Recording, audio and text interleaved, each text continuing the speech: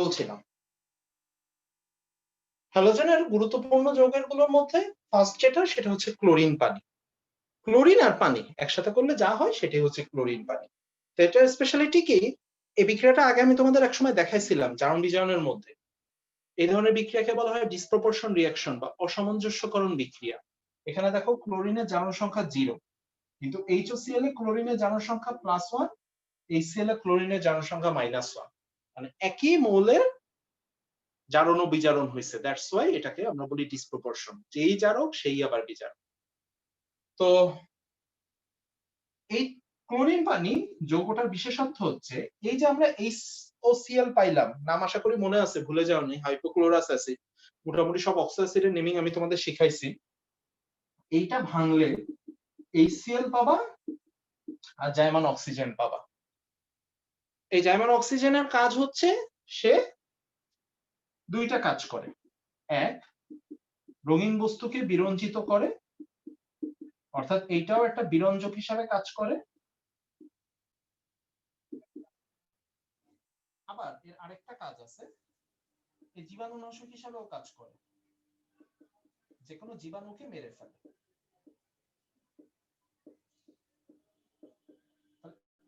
এর ফাংশন হচ্ছে দুইটা। দাদা সাউন্ড কমে গেছে।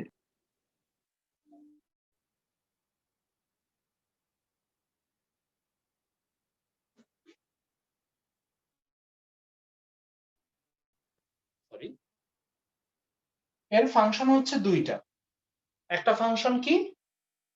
বিরঞ্জক। আর একটা ফাংশন কি?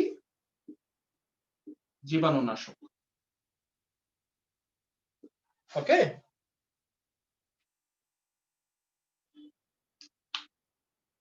একটা স্ক্রিনশট নিয়ে রাখো। বিক্রিয়া যদি খাতায় তুলতে চাও খাতায় তুলতে পারো। বিক্রিয়াটা ভালো, মনে রাখার মতো। এবার আসো, এই বিক্রিয়াটা আগে কেন দেখালাম? এই এক বিক্রিয়া দিয়ে কয়েকটা বিক্রিয়া দেখাবো। মানে ক্লোরিন পানিকে বেস করে হ্যালোজেনের অনেক কিছু করা যায়।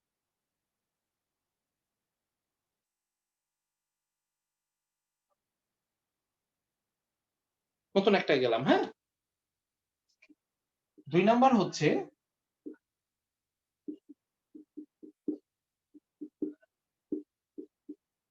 Bleaching powder. কেউ এটার রাসায়নিক নাম বলতে পারো? CaOCl স্ক্রিনের বাইরে চলে গেছে। HOCl থেকে আমার যদি পানি আর জাইমান ক্লোরিন তৈরি করতাম সেটা কি হতো না? প্রথম কথা, জাইমান ক্লোরিন ওয়ান এন্ড অনলি রাজঅম্ল দিতে পারে, পৃথিবীতে আর কোনো যৌগ আমার জানা মতে দিতে পারে না। সো জাইমান ক্লোরিন তুমি কোত্থেকে পাবো আগে আমাদের সেটা বুঝাও। জাইমান ক্লোরিন কোনো যেন যৌগ না যে যে মন চাইলো দিল। ও, বুঝাইতে পারছি? জি দাদা। তার মানে এখানে শুধুমাত্র জাইমান অক্সিজেনই আসবে? ঠিক, জাইমান অক্সিজেনই আসবে। আচ্ছা আচ্ছা, এটার কাহিনী এখনো শেষ হয়নি। আমি এই কোশ্চেন ভেঙে ভেঙে আসতেছে, স্পিকার ঠিক করো। এবার বলো। তাহলে দাদা এটা জারণের ক্লোরিন পানি জারক হিসাবে কাজ করবে না? ক্লোরিন পানি বারবার, হ্যাঁ ক্লোরিন পানি, হ্যাঁ ঠিকই বলছো, সরি আমি জাইমান ক্লোরিন ভাবতেছিলাম। হ্যাঁ, ক্লোরিন পানি তো জারক হিসেবেই কাজ করতেছে, সমস্যা কোথায়? জাইমান অক্সিজেন যেহেতু দিছে তার মানে এটা একটা জারক, এটা জারক হিসেবেই কাজ করতেছে, তাই না? বোঝা গেছে? আচ্ছা ঠিক আছে, এখন আসো। ব্লিচিং পাউডার আর ক্লোরিন পানি দুইটার ফাংশন সেম, বলতে গেলে দুইটার বিক্রিয়া অনেকটা একই টাইপের। কেন আমি তোমাদের বুঝাচ্ছি। তার আগে আমাকে একটু বলো, ব্লিচিং পাউডারের রাসায়নিক নামটা কি? কারো মনে আছে? ক্যালসিয়াম হাইপোক্লোরোক্লোরাইড। ক্লোরো আগে হবে দাদা। CaOCl, calcium chloro hypochlorite.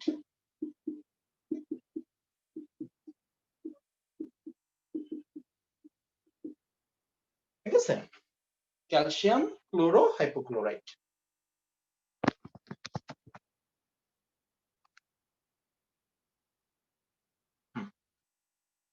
Next, কেউ বলতে পারো এটা প্রস্তুতি কিভাবে করা হয়? এগুলো 9 10 এ পড়ছিলে, এই কারণে আমি ক্লোরিন বারবার পানির সাথে ক্লোরিন যোগ করে 40 ডিগ্রি তাপমাত্রায়। Very good. ক্যালসিয়াম অক্সাইড বা কলি চুন, টেম্পারেচার বললো 40, তো আমরা CaOCl Cl পাবো আর পানি পাবো। এখন দেখো, আমি অলরেডি আগের ডিসিশনটা নিয়ে রাখছি। আগের ডিসিশন বলতে ইনিও বিরঞ্জক, ইনিও জীবাণুনাশক। কিভাবে? অ্যাকচুয়ালি এই ক্যালসিয়াম ক্লোরো হাইপোক্লোরাইটকে আমরা যদি তোমার করি, ওয়ান কাইন্ড অফ হাইড্রোলাইসিস করি, তাইলে এটা আবার রিভার্স বিক্রিয়া দিয়ে ক্লোরিন পানি তৈরি করে। কেমন দেখো, ক্যালসিয়াম ক্লোরো হাইপোক্লোরাইট, ওকে, এটাকে করতে হবে অম্লীয় আর্দ্র বিশ্লেষণ, মানে HCl এর সাথে বিক্রিয়া, ঠিক আছে? HCl এর সাথে বিক্রিয়া করলে এটা ক্যালসিয়াম ক্লোরাইড হবে আর ক্লোরিন পানি তৈরি করবে।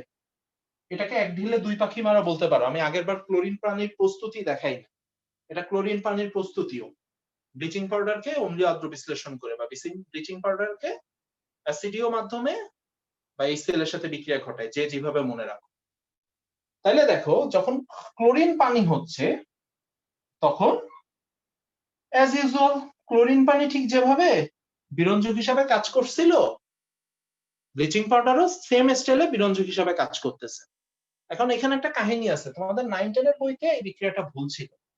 তোমাদের 9 10 এর বইতে এখানে জাইমান ক্লোরিন লিখছিল, এই কারণে তোমাদের মধ্যে হঠাৎ এই জাইমান ক্লোরিন জিনিসটা চলে আসে। অ্যাকচুয়ালি ব্লিচিং পাউডার সারা জীবনও জাইমান ক্লোরিন ফর্ম করে না, ব্লিচিং পাউডার ফর্ম করে জাইমান অক্সিজেন। কিভাবে করে সেটা এখন আপাতত স্ক্রিনে দেখতে পাচ্ছ, ঠিক আছে? মানে বেসিক্যালি ব্লিচিং পাউডার আর ক্লোরিন পানির ফাংশন সেম। ব্লিচিং পাউডার থেকে আলটিমেট আমরা ক্লোরিন পানিটা পাই। বলো কোশ্চেনটা। ব্লিচিং পাউডারের সাথে পানির বিক্রিয়া দিলে কি হবে দাদা? রিভার্স রিঅ্যাকশন, পলিচুন আর ক্লোরিন হবে। তো আমরা তো যখন ব্লিচিং পাউডার ইউজ করি তো পানির ভিতরেই দেই, তখন হচ্ছে জাইমান অক্সিজেন উৎপন্ন করবে না? আমরা যখন ব্লিচিং পাউডার ইউজ করি, আমরা যদি শুধু পানির মধ্যে দিই তাহলে এই বিক্রিয়াটা হবে, কিন্তু এই বিক্রিয়াটা হয়ে আবার রিভার্স রিঅ্যাকশন করে CaOCl হবে, জাইমান অক্সিজেন আমরা পাবো না। তোমাকে দিতে হবে হচ্ছে অম্লীয় পানি, মানে পানি প্লাস HCl। তাহলে আলটিমেট তুমি জিনিসটা বোঝো, জিনিসটা কি হচ্ছে, তুমি ব্লিচিং পাউডারকে পানিতে দিচ্ছ, তাহলে রিভার্স রিঅ্যাকশন হয়ে কি হবে, ক্যালসিয়াম অক্সাইড আর ক্লোরিন হবে। ক্লিয়ার? এবার জি আসো, দাদা। এটার মধ্যে যদি HCl দাও, এইটার মধ্যে যদি এখন HCl দাও, তাহলে HCl আর ক্যালসিয়াম অক্সাইড বিক্রিয়া করে কি হবে, ক্যালসিয়াম ক্লোরাইড হবে। ক্লোরিন আর পানি আলটিমেট আমার থেকে যাচ্ছে, ক্লোরিন আর পানি এখন এই ক্যালসিয়াম অক্সাইড এখন আর রিভার্স রিঅ্যাকশন করে ব্লিচিং পাউডার হইতে পারবে না। অর্থাৎ ব্লিচিং পাউডারকে আমরা পানিতে দিব, কিন্তু সেটা অম্লীয় পানি, মানে এটাকে বলতেছে আমরা ব্লিচিং পাউডার অম্লীয় আর্দ্র বিশ্লেষণ। বুঝাইতে পারছেন? আর একটু ডিটেইলস বুঝাবো। সমতা করার জন্য এখানে একটা 2 দাও, না দিলেও চলে, আমি সচরাচর সমতা করি না জারণ বিজারণ বিক্রিয়া ছাড়া। দাদা লাস্টের লাইনটা আরেকবার একটু বলেন দাদা, ওই যে আমি বলি, সেটা হচ্ছে তোমরা এই বিক্রিয়াটা ভুলে যাও, তোমরা জাস্ট চিন্তা করো এটা যদি রিভার্স রিঅ্যাকশন দেয় তাহলে কি হবে বলো, উপরের লাইনটা। এটা যদি রিভার্স বিক্রিয়া দেয় তাহলে আবার ক্যালসিয়াম হাইড্রোক্সাইড আর ক্লোরিন হবে। অর্থাৎ ব্লিচিং পাউডারের মধ্যে যদি আমি পানি মিশাই তাহলে ক্যালসিয়াম হাইড্রোক্সাইড আর ক্লোরিন পাবো। এটুকু সবাই বুঝছো? দেন ক্যালসিয়াম হাইড্রোক্সাইড আর ক্লোরিন পাই না, সে তো আবার বিক্রিয়া করে ব্লিচিং পাউডারই করবে। এটা আটকানোর জন্য আমি যদি এখানে একটা HCl দিই, এটা একটু পরে আমি মুছে দিব, তোমরা এখন এই জিনিসটা বোঝো। এই দুইটা বিক্রিয়া করলে এই দুইটা হবে। এখানে যদি আমি একটা HCl যোগ করি তাহলে HCl আর এইটা বিক্রিয়া করে ক্যালসিয়াম ক্লোরাইড হবে, ফলে আমার আর রিভার্স ব্লিচিং পাউডার হইতে পারতেছে না। তাহলে আমার থেকে যাচ্ছে কে কে, দেখো ক্যালসিয়াম ক্লোরাইড থেকে যাচ্ছে, ক্লোরিন উৎপন্ন হচ্ছে, সিস্টেমে তো অলরেডি আমার পানি আছে, তাহলে আমি এই তিনটা জিনিস পাচ্ছি, ক্লোরিন, ক্যালসিয়াম ক্লোরাইড আর পানি। এই বিক্রিয়াটাই আসলে আমি নিচে লিখছি। এবার বুঝছো?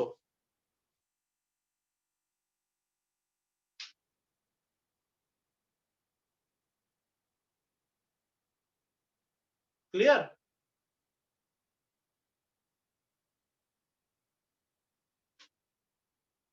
ওকে, এখন আসো, তাহলে আমাদের দুইটা যৌগ শেষ, ক্লোরিন পানি শেষ, ব্লিচিং পাউডার শেষ, দুইটা ইম্পর্টেন্ট ছিল। আমার এখন একটা কোশ্চেনের অ্যান্সার দাও। কোশ্চেনটা হচ্ছে, আগের দিন আমরা একটা বিরঞ্জক পড়ছিলাম, যৌগটার নাম মনে আছে?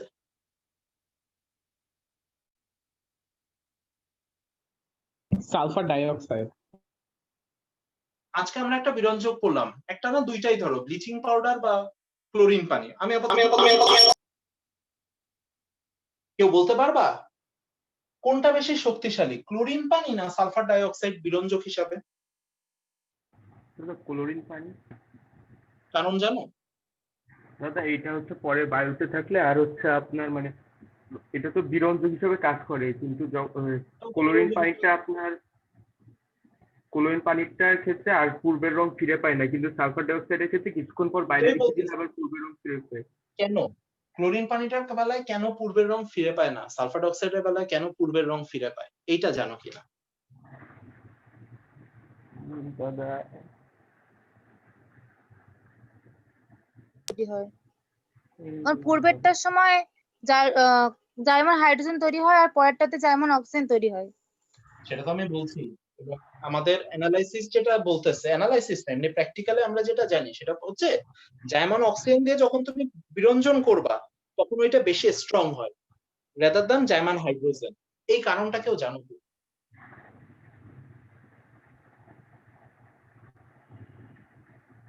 ভেরি গুড, জানলে আমি অবাক সালফার হই। ডাইঅক্সাইড আর একবার হচ্ছে H2S, মানে ওটা তো মধ্যবর্তী জারণ পর্যায়ে, ওই জন্য। আচ্ছা না, কারণটা জানা থাকা তোমাদের কথা না, আমি চেক করলাম কেউ শুনছো কিনা। আমি বলতেছি এখন, মুছবো, কেউ স্ক্রিনশট নিয়ে বাকি থাকলে নাও। নাই তাই তো?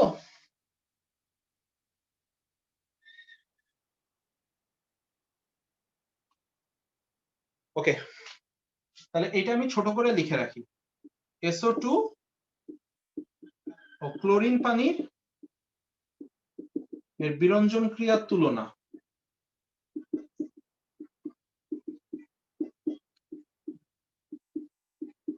এটা করবে জার্মান অক্সিজেন দিয়ে, এটা করবে জার্মান হাইড্রোজেন দিয়ে।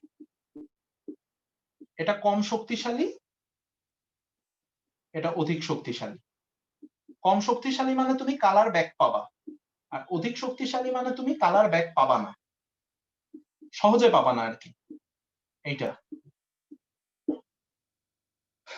দেন বিক্রিয়া দিয়ে ব্যাখ্যা করতে পারো। এখন একটা জিনিস মাথায় রেখো, যে কোনো ক্ষেত্রে জার্মান হাইড্রোজেনের থেকে জার্মান অক্সিজেন দিয়ে বিরঞ্জন ক্রিয়া বেশি স্ট্রং হবে। তুমি যত শক্তিশালী বিজারক ইউজ করো না কেন, জারক বিজারক দুইটাতেই বিরঞ্জন করা যায়, কিন্তু সবসময় মনে রাখবা জার্মান অক্সিজেনটা বেশি স্ট্রং হয়। ওকে, কারণটা আমি তোমাদের বলি। কেউ বলতে পারো কালার জিনিসটা কি? রং বাংলায় যেটা বলি, অর কালার। নাইট্রোজেনের অ্যাজো যৌগ। ভেরি গুড, কই পড়লা? যোগাযোগে হালকা ছিল না, নাহলে তো জানার কথা না, কাছাকাছি। আরেকটা কোশ্চেন কেউ আমাকে বলতে পারো, কালার আর পেইন্টের মধ্যে পার্থক্য কি? ধরো আমাদের ঘরের দেওয়ালে যেটা থাকে ওইটা হচ্ছে পেইন্ট, ঠিক আছে, আর আমাদের জামা কাপড়ের দিকে জামা কাপড়ের ক্ষেত্রে আমরা বলি কালার, বা কাপড় কেনার সময় আমরা বলি কালার, আরো অনেক কেস আছে। এই কালার আর পেইন্টের মধ্যে বেসিক ডিফারেন্সটা কি কেউ বলতে পারো? পেইন্ট হচ্ছে উপরে একটা প্রলেপ দেওয়া হয়, আর হচ্ছে রং হচ্ছে ওর নিজস্ব একটা বর্ণটা পরিবর্তন করা হয়। ভেরি গুড, পুরাটাই পারফেক্ট। আরো আমি প্র্যাকটিক্যাল সেন্সে বলি, পেইন্ট হচ্ছে এমন একটা জিনিস তুমি ঘষে ঘষে তুলে ফেলতে পারো। দেয়ালের যে কালার আছে সারাদিন বসে ঘষলে এমনি তুলে যাবে, কিন্তু একটা জামার কালার তুমি সরাসরি ঘষে ঘষে তুলতে পারবে না। হালকা ফেড হইতে পারে, সেটা আলাদা ইস্যু, কিন্তু জামার কালার ঘষে তোলা যায় না, মানে হাত দিয়ে ঘষে ঘষে বা কোনো কিছুতে ঘষে তোলা যায় না। জামার কালার তুলতে হলে হচ্ছে তোমার বিক্রিয়া লাগবে, যে বিক্রিয়াটা হচ্ছে এইটা, সরি পিঠের ঘষা লেগে মুছে গেছে, এটা জার্মান হাইড্রোজেন নাহলে জার্মান অক্সিজেন, মানে জারণ আর বিজারণ বিক্রিয়া লাগবে তুমি যদি কালার তুলতে যাও। পেইন্টের ক্ষেত্রে এরকম কিছু নাই, পেইন্ট হচ্ছে জাস্ট একটা প্রলেপ, ও যেটা বললো এটা কোনো যৌগ না, কিন্তু কালারটা হচ্ছে একটা রাসায়নিক যৌগ। এবং এটা আমরা জৈব যৌগে যে আরেকটু ডিটেলস শিখবো, এটা হচ্ছে তোমরা বেনজিন ডায়াজোনিয়াম ক্লোরাইডের কোনো বিক্রিয়া পড়ছো কিনা আমার জানা নেই, কেউ কেউ পড়ে থাকতে পারো, যৌগটা ইম্পর্টেন্ট, মোটামুটি কম বেশি পড়ার কথা, জৈব যৌগে দেখবো।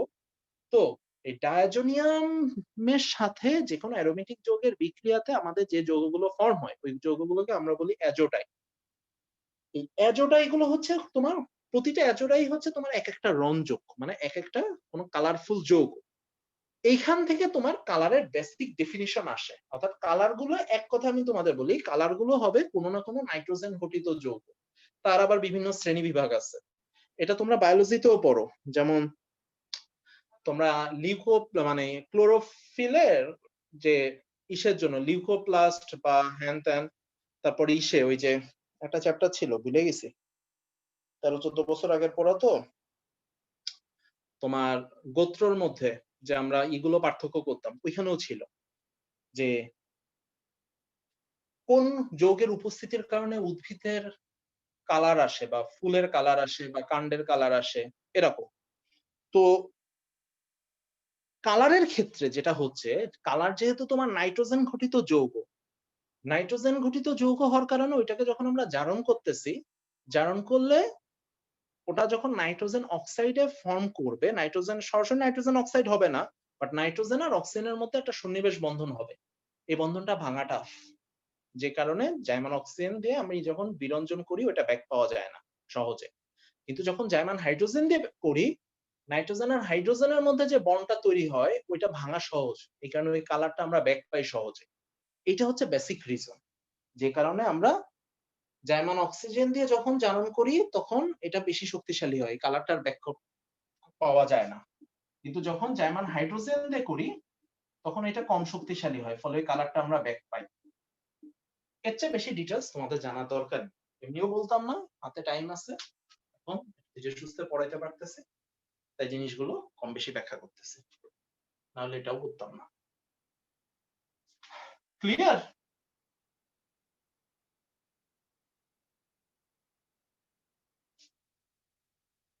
Number 3, tincture iodine.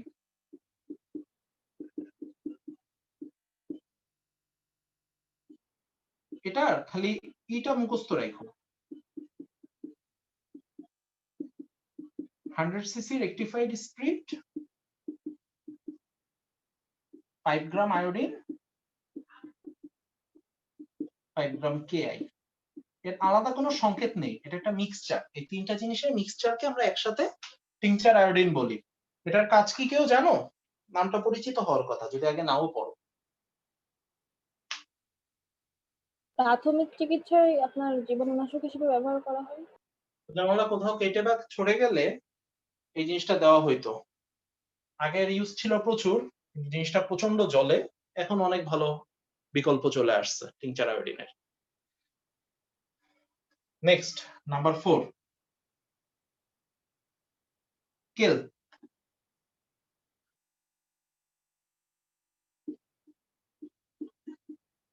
সামুদ্রিক শৈবালকে পোড়ানোর পর প্রাপ্ত ছাই, ভালো বাংলায় ভস্ম লিখলাম। এটা হচ্ছে বিভিন্ন হ্যালাইড আয়ন ধারণ করে, অর্থাৎ এটা হচ্ছে প্রাকৃতিক হ্যালাইডের উৎস। যদিও এটা আমরা ব্যবহার করি শুধু আয়োডিন নিষ্কাশনের জন্য, তো বেসিক্যালি কেল জিনিসটা এক কথায় হচ্ছে বিভিন্ন প্রাকৃতিক হ্যালাইডের উৎস।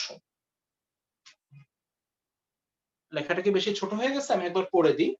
সামুদ্রিক শৈবালকে পোড়ানোর পর প্রাপ্ত যে ছাই, এইটার ইউজ হচ্ছে, এটা আমরা ব্যবহার করি আয়োডিনকে নিষ্কাশন করার জন্য বা আয়োডিন প্রস্তুতিতে এটা ইউজ করা হয়। এটার একমাত্র ইউজ হচ্ছে আয়োডিন প্রস্তুতি, কিন্তু বেসিক্যালি এটা যে কাজটা করে, এ অলমোস্ট সব অ্যালাইড আয়নকেই ধারণ করে। বুঝতে পারছো? তাহলে কেল গেল, টিংচার আয়োডিন গেল, গেল ব্লিচিং পাউডার গেল, ক্লোরিন পানি গেল, মেইন মনে হয় যৌগগুলো শেষ। লাস্ট একটা জিনিস, আন্ত হ্যালোজেন যৌগ।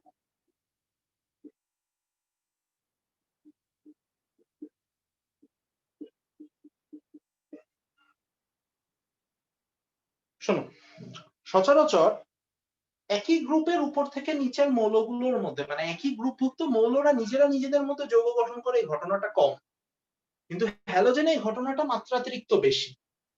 যেমন মনে করো IF7, আয়োডিনো হ্যালাইড, ফ্লোরিনো হ্যালাইড, দুইটা হ্যালোজেন হ্যালোজেন মিলে একটা যৌগ গঠন করতেছে, ClF3 or ClF or BrF5 etc. আমার কোশ্চেন এইটা না, কোশ্চেনটা হচ্ছে অন্য কোথাও আন্তঃহ্যালোজেন যৌগ হয় না, কিন্তু মানে অন্য কোনো গ্রুপে মৌলগুলো নিজেদের মধ্যে সচরাচর যৌগ গঠন করে না, কিন্তু হ্যালোজেনের ক্ষেত্রে করে কেন? এটার অ্যান্সার কেউ দিতে পারবা কি?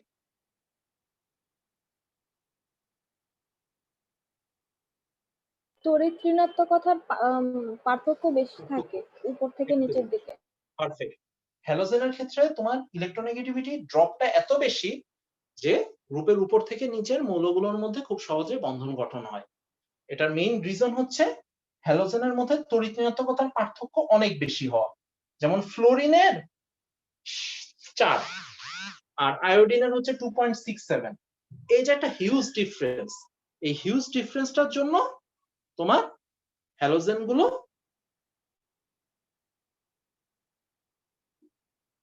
নিজেরা নিজেদের মধ্যে যৌগ গঠন করতে পারে।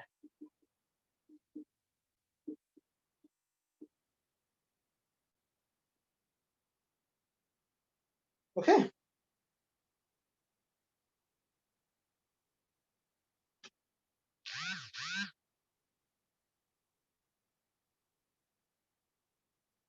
প্রায় শেষের পথে। গ্রুপ কেমিস্ট্রির লাস্ট গ্রুপ ছিল আমাদের এইটা, অধাতুর জন্য।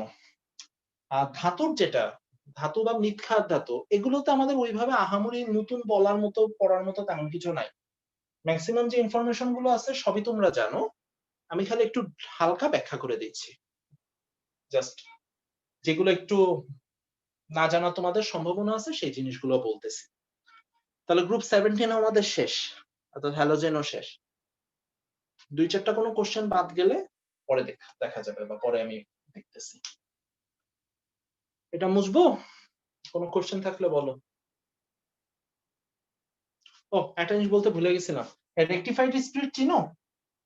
আগে একবার বলছিলাম গুণগত রসায়ন পড়াইতে যে তখন একটা কোশ্চেনে আসছিল, বাট দাদা জিনিসটা 96% অ্যালকোহলের জলীয় দ্রবণ। এক্স্যাক্টলি বলে 95% ইথানল আর বাকিটা হচ্ছে পানি।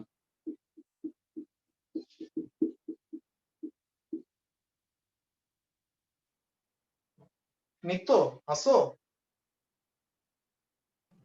হ্যাঁ দাদা আছি।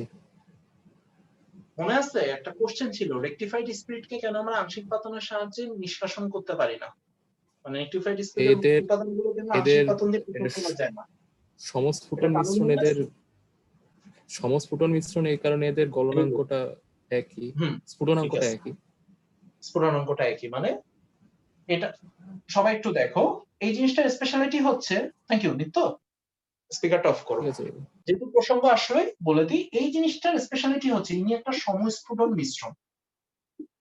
সমস্ফুটন মিশ্রণ জিনিসটা কি খেয়াল করো, পানির স্ফুটনাঙ্ক তো মনে হয় সবাই জানো, 100°C, ঠিক আছে? আর ইথানলের স্ফুটনাঙ্ক হচ্ছে 78.1°C, 78.3°C, 78.3। কিন্তু মজার ব্যাপার, রেকটিফাইড স্পিরিটের নিজের স্ফুটনাঙ্ক হচ্ছে 78.1°C। বিপি লিখলাম, বয়লিং পয়েন্ট। এই ধরনের মিশ্রণকে বলা হয় সমস্ফুটন মিশ্রণ, অর্থাৎ উপাদানগুলোর স্ফুটনাঙ্ক আলাদা, কিন্তু ওদের নিয়ে যখন আমরা মিশ্রণ তৈরি করতেছি তখন তাদের স্ফুটনাঙ্ক হয়ে যায় সেম। অর্থাৎ উপাদানগুলো স্ফুটনাঙ্কের অপেক্ষা ভিন্ন একটা তাপমাত্রায় যদি টোটাল মিশ্রণটা একত্রে ফুটতে শুরু করে, তখন এই মিশ্রণটাকে বলা হয় সমস্ফুটন মিশ্রণ। এই রেকটিফাইড স্পিরিট হচ্ছে সমস্ফুটন মিশ্রণের সবচেয়ে কমন এক্সাম্পল গুলোর একটা। ওকে, তাহলে আমাদের হ্যালোজেন শেষ। একটা সেকেন্ড।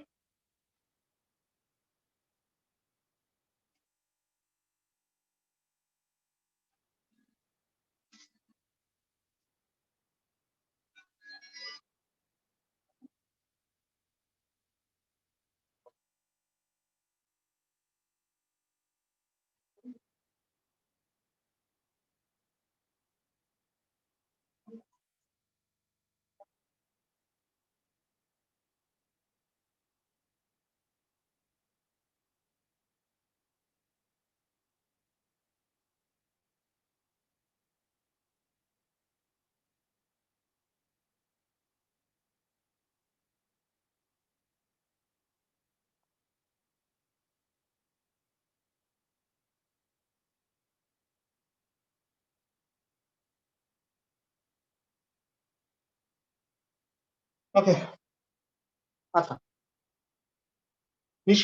হ্যালোজেন যেহেতু শেষ, আমি নিষ্ক্রিয় গ্যাসটা হালকা একটু বলে আসি।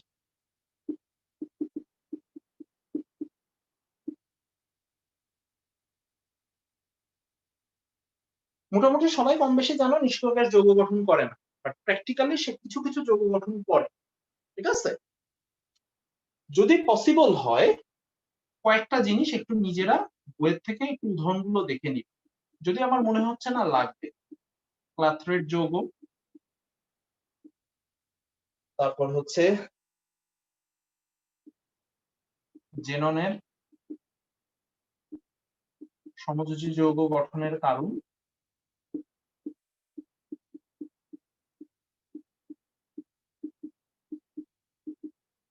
বেন্ডিং।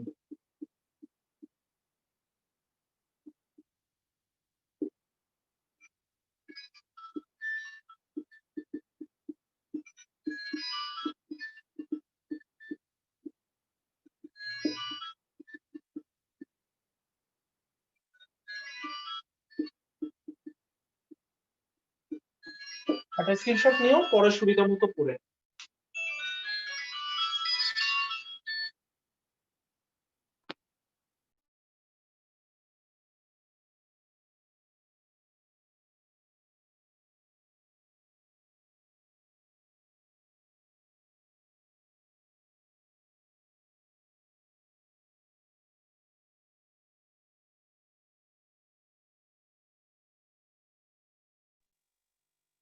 এটা একটু পুরান হাজারি চ্যাপ্টার 15 থেকে পড়ে নিও, ফার্স্ট পেপার। পিডিএফ আশা করি সবার কাছে আছে, না হলে বই আছে। তিনটা জিনিস। জিনিসটা কি? বেন্ডিং 3 নাম্বারটা, এটা তো হুম। ইংলিশটা লিখে দিই, বেন্ডিং। সংক্ষেপে বলি, বেন্ডিং জিনিসটা হচ্ছে ডুবুরিরা যখন পানির গভীরে যায় তখন তো ওদের অক্সিজেন লাগে, কিন্তু সমস্যা হচ্ছে ওরা শুধু অক্সিজেন গ্রহণ করতে পারে না। কারণ শুধু অক্সিজেন যদি গ্রহণ করে তাহলে ফুসফুসের উপর প্রচন্ড চাপ পড়ে, ওই জিনিসটাকে বেন্ডিং বলে। এই চাপটা দূর করার জন্য ওরা অক্সিজেনের সাথে হিলিয়ামের মিশ্রণ নিয়ে না, এই বেন্ডিং দূর করার জন্য। মানে কোশ্চেন ব্যাংকে পাবা, এই জন্য আমি বেন্ডিংটা বলে দিলাম। আর 2 নাম্বারটা মনে হয় সবারই আইডিয়া আছে, অন্য কোনো নিষ্ক্রিয় গ্যাস পারে না, কিন্তু জেনন কেন সমযোজী যৌগ ফর্ম করে, তার কারণটা হচ্ছে ওটাই সাইজে সবচেয়ে বড়, যে কারণে ওটার নিউক্লিয়াস এবং ওটার বহিঃস্তরের ডিসটেন্স সবচেয়ে বেশি। ফলে যদি কেউ সমযোজী যৌগ গঠন করতে পারে, একমাত্র সেটা জেননের পক্ষেই পসিবল। তবে তাও জেনন করে ঠিকই, সেক্ষেত্রে তীব্র তড়িৎ-ঋণাত্মক মৌল লাগে, দ্যাট মিন্স ফ্লোরিন। আর এগুলো স্ট্রাকচার তোমরা কিসেই পড়ছো, সংকরণের মধ্যে আমি দেখাইছি, XCF4, XCF2, XCF6 এটসেট্রা। আর ক্লাথরেটটা একটু বইয়ের থেকে দেখে নিই। তাহলে আমাদের শেষ, বলো।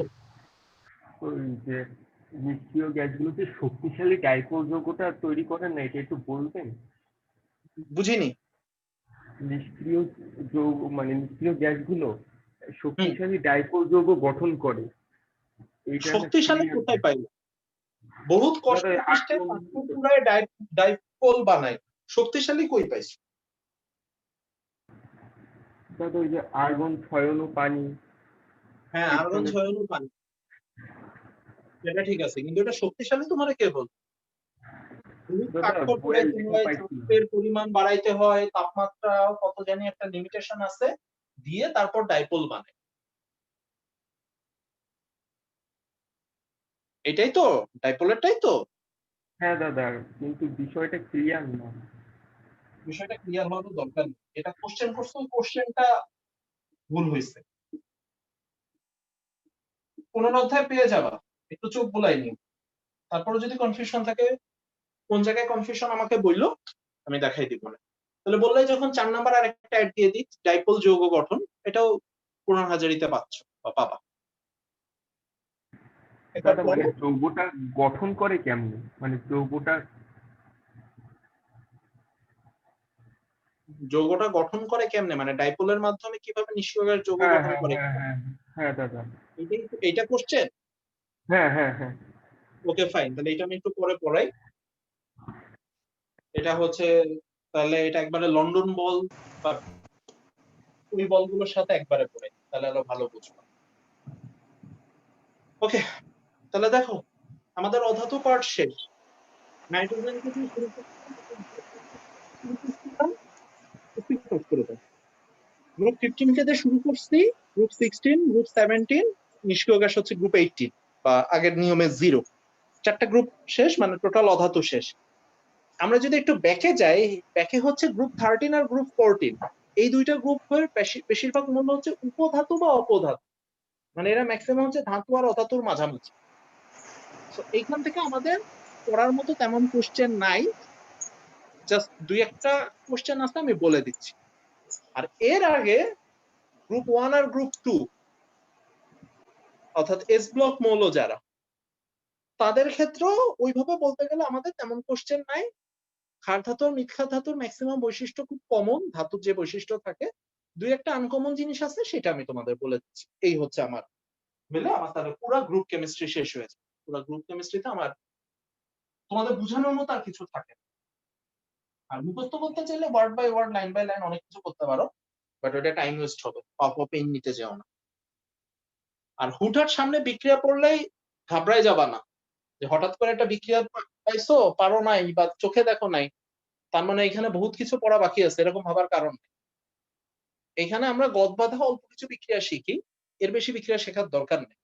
গ্রুপ কেমিস্ট্রিতে অজৈব যৌগ রসায়নে এর প্রায় 3 থেকে 4 গুণ বেশি বিক্রিয়া আছে, কিন্তু প্রবলেমটা হচ্ছে একে এটা তোমাদের সিলেবাসে, আর দ্বিতীয় কথা হচ্ছে গিয়ে অযৌক্তিক বা অকারণের বিক্রিয়া আমার শেখার দরকার নেই। বুঝে বুঝে যে কয়টা জরুরি বিক্রিয়া আছে, মানে যে কয়টা বিক্রিয়া দিয়ে আমি মোটামুটি ওই গ্রুপের মৌলগুলো ধর্মটা ব্যাখ্যা করতে পারতেছি, ওই কয়টা বিক্রিয়া হলে আমার চলবে। এর চেয়ে এক্সেস বিক্রিয়া তোমার যাওয়ার দরকার, ঠিক আছে? আর পরে চ্যাপ্টারটা শেষ হোক, পরে আমি এটা একটা সামারি। আচ্ছা ভাই, বিভিন্ন আকরিকের নাম এগুলো কি পড়া লাগবে? লাগবে, টেনশন নিও না, আমার একটা শীট আছে, এখানে 60-70টা সংকেত আছে, সময় মতো দিয়ে দিব। এখন জরুরি না ভাই, আপনার সময় মতো দিন। আচ্ছা ঠিক আছে।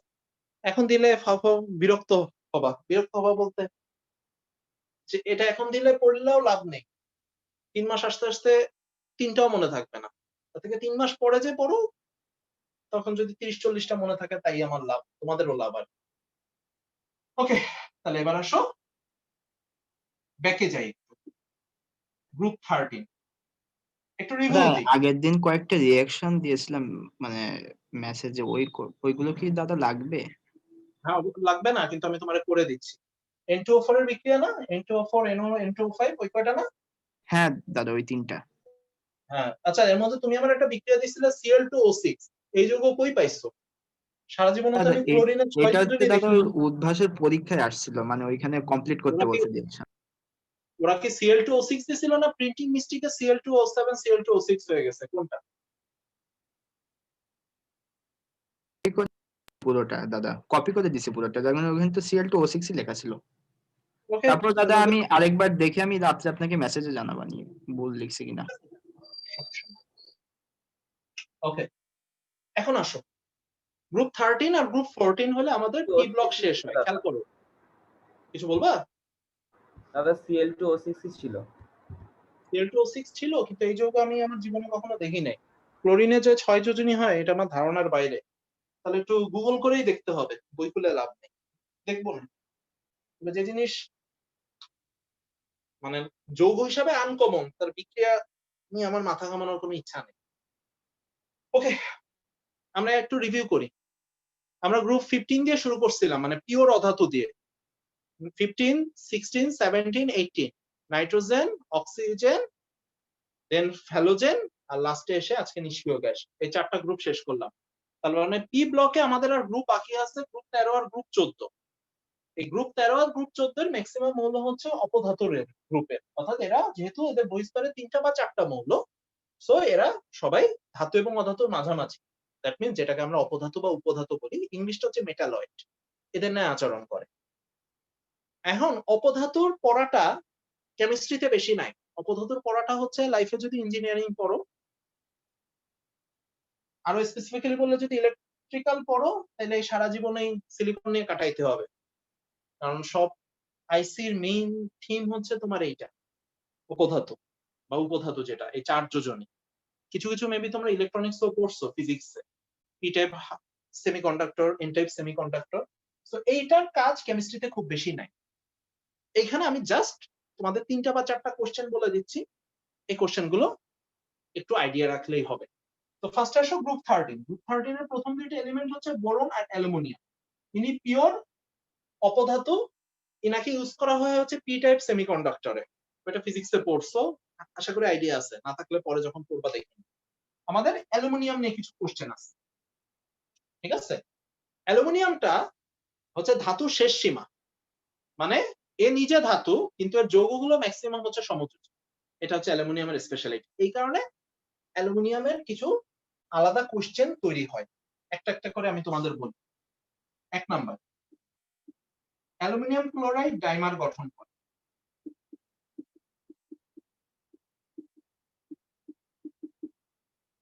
ঠিক আছে? কিভাবে করে? কারণটা খুব সিম্পল। অ্যালুমিনিয়াম ক্লোরাইডে যখন আমরা গাঠনিক সংকেত আঁকতেছি তখন আমরা খালি চোখে দেখতে পাচ্ছি এর অষ্টক অসম্পূর্ণ, মানে অ্যালুমিনিয়ামের বহিস্তরে 8টা ইলেকট্রন হয় না। এই ধরনের যে মৌলগুলো থাকে তাদের সবসময় একটা টেন্ডেন্সি থাকে কিভাবে আমি বহিস্তরে অষ্টক পূর্ণ করবো, মানে 8টা বানাবো। তো এইটা করার সবচেয়ে সিম্পল ওয়েটা হচ্ছে পাশের যে ক্লোরিনটা আছে এই ক্লোরিনের সাথে সন্নিবেশ বন্ধন গঠন করো।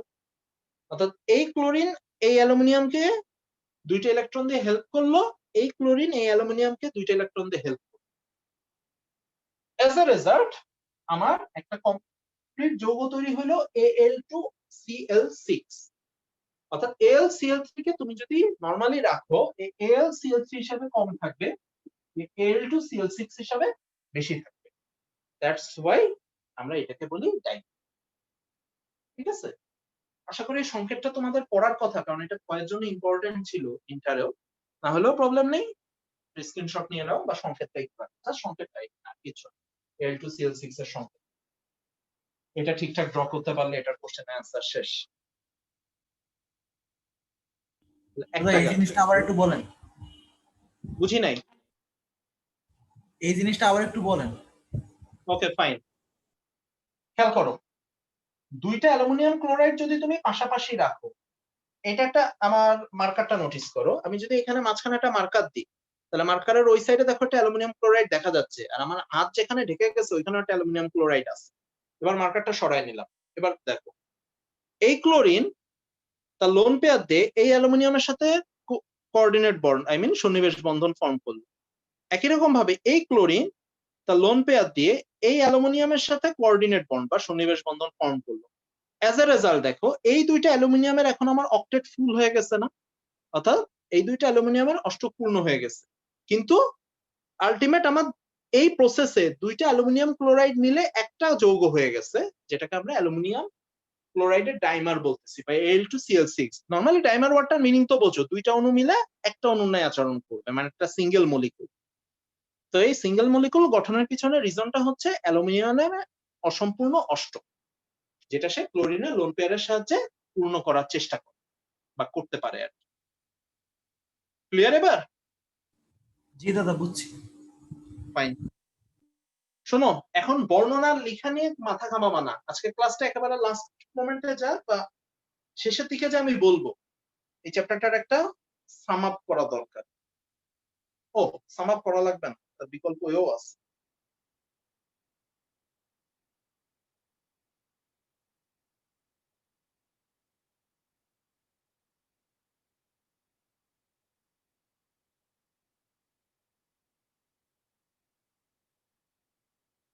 তোমাদের মধ্যে কারো কি 7টার দিকে ব্যাচ থাকে কোনো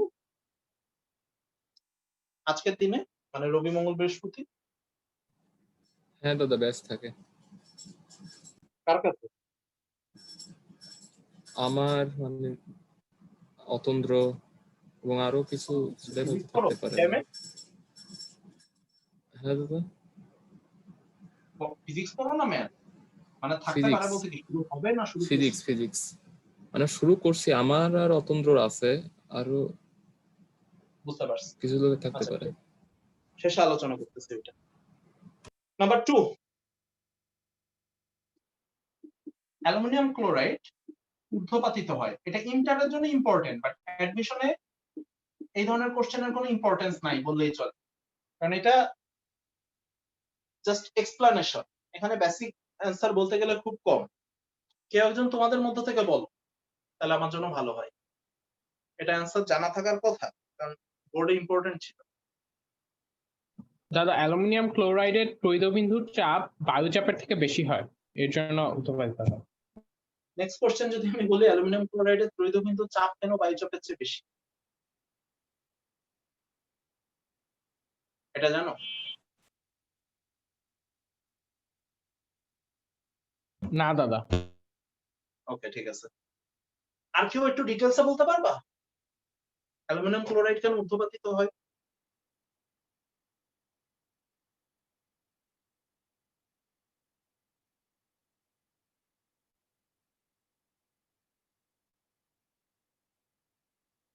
ওকে,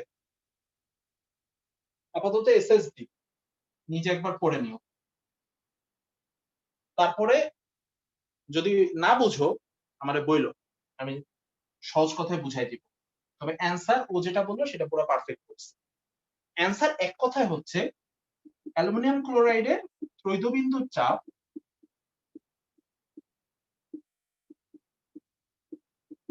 স্বাভাবিক বায়ুচাপ অপেক্ষা বেশি। দেখেন স্বাভাবিক বায়ুচাপটা কত? 1 অ্যাটমসফিয়ার অপেক্ষা বেশি। এক কথা এটার অ্যান্সার হচ্ছে এইটা। তো আমার কোশ্চেনটা হচ্ছে ত্রৈধবিন্দুতে চাপ কেন 1 অ্যাটমসফিয়ারের চেয়ে বেশি? এটা হচ্ছে কোশ্চেন। কিছু বললা? দাদা বলতেছি কি, যদি ত্রৈধবিন্দুর চাপ 1 অ্যাটমসফিয়ার মানে সাধারণ বায়ুচাপের থেকে বেশি হয়, তাহলে তো ভৌত অবস্থায় তার তরল বিদ্যমান হবে না, এর জন্য ঊর্ধ্বপাতিত হয়। মানে এর জন্য ডাইরেক্ট কঠিন। যে কোনো কিছু ত্রৈধবিন্দুর চাপ যদি 1 অ্যাটমসফিয়ারের চেয়ে বেশি হয়, ঠিক আছে, ত্রৈধবিন্দু হওয়ার দরকার নেই। এটা অ্যাকচুয়ালি আমি আরো ইজি করে বাষ্পচাপ, তাহলে আরো ইজি হবে। যে কোনো কিছুর বাষ্পচাপ যদি 1 atm থেকে বেশি হয় স্বাভাবিক তাপমাত্রা, তাহলে ওইটা আর তরল অবস্থা প্রাপ্ত হবে না, ও সরাসরি গ্যাসীয় হয়ে যাবে। বুঝছো? স্বাভাবিক তাপমাত্রায় যে কোনো যৌগের বাষ্পচাপ যদি 1 atm থেকে বেশি হয়, তাহলে ওই যৌগের আর কোনো তরল অবস্থা বলে থাকবে না, ও সরাসরি বাষ্পীভূত হয়ে যাবে। এই ধরনের যৌগগুলোকে আমরা বলি হচ্ছে ঊর্ধ্বপাত, মানে ঊর্ধ্বপাতিত যৌগ। আর এই ঘটনাটাকে আমরা বলি হচ্ছে ঊর্ধ্বপাত। কিন্তু আমার কোশ্চেন ছিল অন্যান্য, সেটা হচ্ছে এর বাষ্পচাপটা কেন এত বেশি হচ্ছে। এটা বইতে সিম্পলি ব্যাখ্যা করা আছে, একবার পড়ো, না বুঝলে দেন আমাকে বলো। সব আমি বলে দিতে চাচ্ছি, তোমাদের অভ্যাস খারাপ, বই খুলতে চাও। নাম্বার 3, অ্যালুমিনিয়াম ক্লোরাইডে জলীয় দ্রবণ অম্লধর্মী, और অ্যালুমিনিয়াম ক্লোরাইড আদ্র বিশ্লেষিত হয়। অনুরূপ অ্যালুমিনিয়াম সালফেট।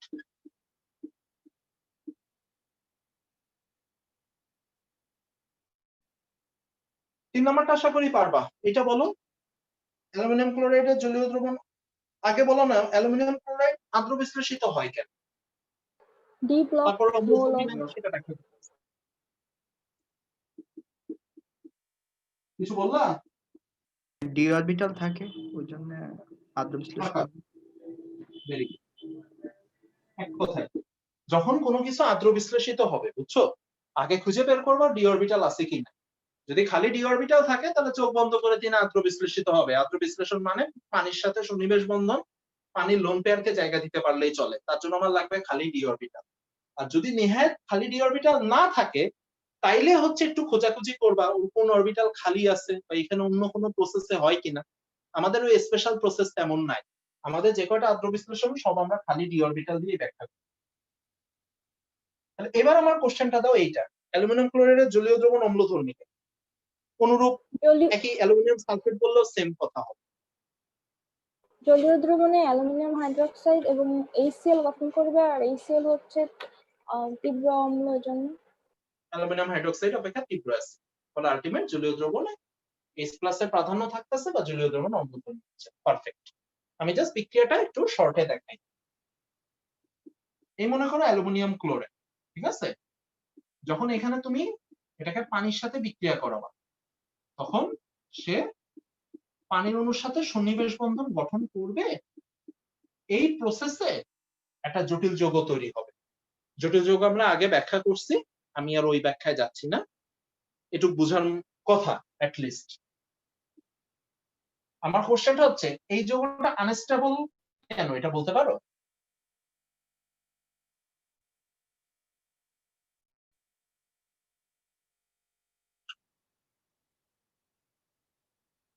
কেউ বলতে পারো এই যৌগটা আনস্টেবল কেন? অ্যালুমিনিয়ামের চারপাশে তো 8টার বেশি ইলেকট্রন, এই জন্য। না, ওইটা ঠিক রিজন না, তাহলে তো সে বন্ধনই গঠন করতে পারত। পানি দুর্বল লিগ্যান্ড না শক্তিশালী লিগ্যান্ড? দুর্বল লিগ্যান্ড। মনে আছে? একটা কারণ হচ্ছে পানি দুর্বল লিগ্যান্ড, আর সেকেন্ড রিজনটা হচ্ছে এর পোলারিটি অ্যাজ এ রেজাল্ট যে জিনিসটা হয়, একটা একটা করে পানি ভাঙতে থাকে, একটা একটা করে পানি ভাঙতে থাকে, একটা একটা করে হাইড্রোজেন বাইর হইতে থাকে, আর একটা একটা করে HCl ফর্ম হইতে থাকে। ইজি জিনিস, জাস্ট একটু ফার্স্টে দেখলে মনে হবে বিদঘুটে, কিন্তু জিনিস খুব সহজ। তুমি দেখো পানি আগে 6টা ছিল, এখন পানি একটা, মানে 5টা, তাহলে একটা পানি ভাঙছে, একটা পানি ভেঙে কি হয়েছে, ওই আর এইচ হয়েছে, ওইচটা রয়ে গেছে, এই ক্লোরিনকে নিয়ে HCl ফর্ম করছে। এই যতক্ষণ তোমার এখানে ক্লোরিন আছে ততক্ষণ ক্লোরিন কি করবে বুঝছো? যতক্ষণ এখানে ক্লোরিন আছে, ক্লোরিন কি করবে, এই পানি থেকে একটা একটা করে প্রোটন টাইনে টাইনে বের করবে। সো যতক্ষণ ক্লোরিন আছে ততক্ষণ এই পানির অণু ভাঙা চলতে থাকে।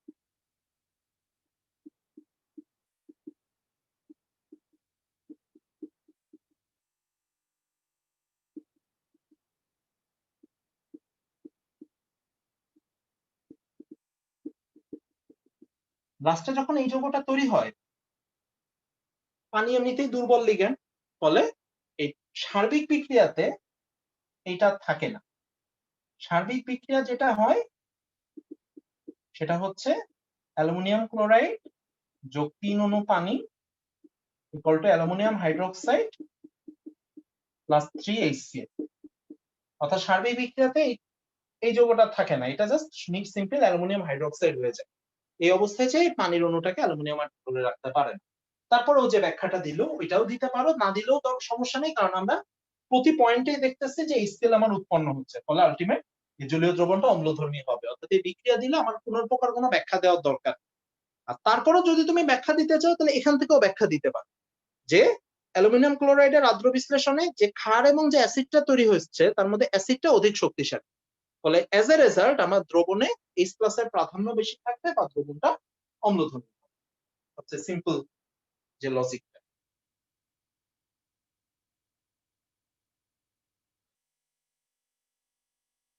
ক্লিয়ার বিক্রিয়ার, নাকি আমি একটু বেশি কমপ্লিকেটেড করে দেখাইছি?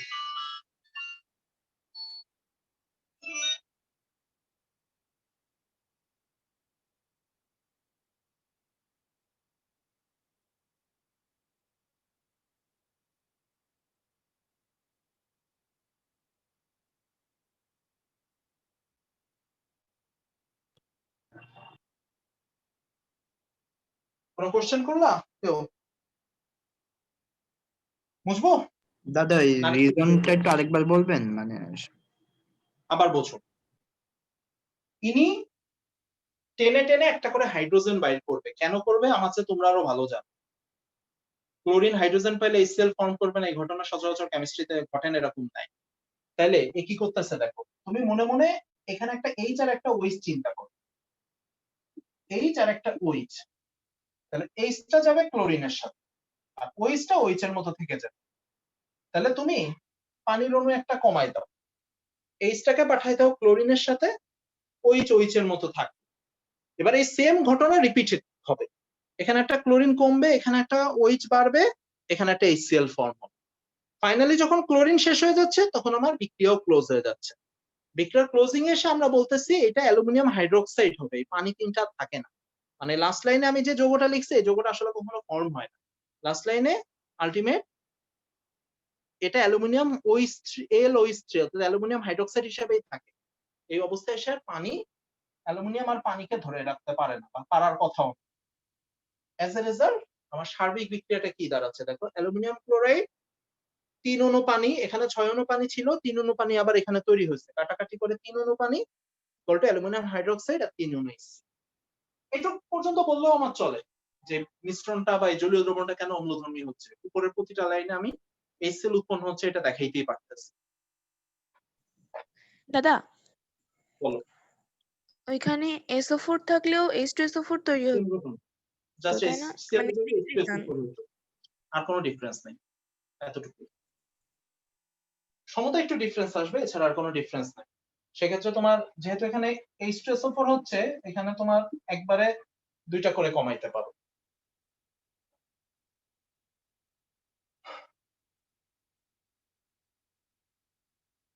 ক্লিয়ার? তাহলে মুসলাম। ওকে, পি ব্লক শেষ। পি ব্লক শেষ মানে পুরো শেষ, কোনো কিছু বাদ রাখেনি। এবার আসো এস ব্লক। এস ব্লক বলতে আমার গ্রুপ 1 আর গ্রুপ 2, এই দুইটা গ্রুপের মধ্যে আমাদের আসলে না জানা জিনিস খুব কম, কারণ ক্ষার ধাতু সব বৈশিষ্ট্য কমন এবং বৈশিষ্ট্যগুলো আমরা মোটামুটি কম বেশি সবাই পরিচিত। জাস্ট এখানে কিছু স্মল কিছু ইনফরমেশন আছে যেগুলো একটু আমি তোমাদের বলে রাখি, তাহলে তোমাদের ডিফারেন্সিয়েট করতে সুবিধা হবে। কেউ যেমন মুখস্থ এক নিঃশ্বাসে ক্ষার ধাতুগুলোর নাম বলো তো। First hydrogen, lithium. হাইড্রোজেন ক্ষার ধাতু কবে ছিল? সরি দাদা ভুল বলছি, lithium, sodium, potassium, rubidium, caesium, francium. Francium ক্ষার ধাতু না, অন্য তেজস্ক্রিয় মৌল ধাতু হইতে পারে।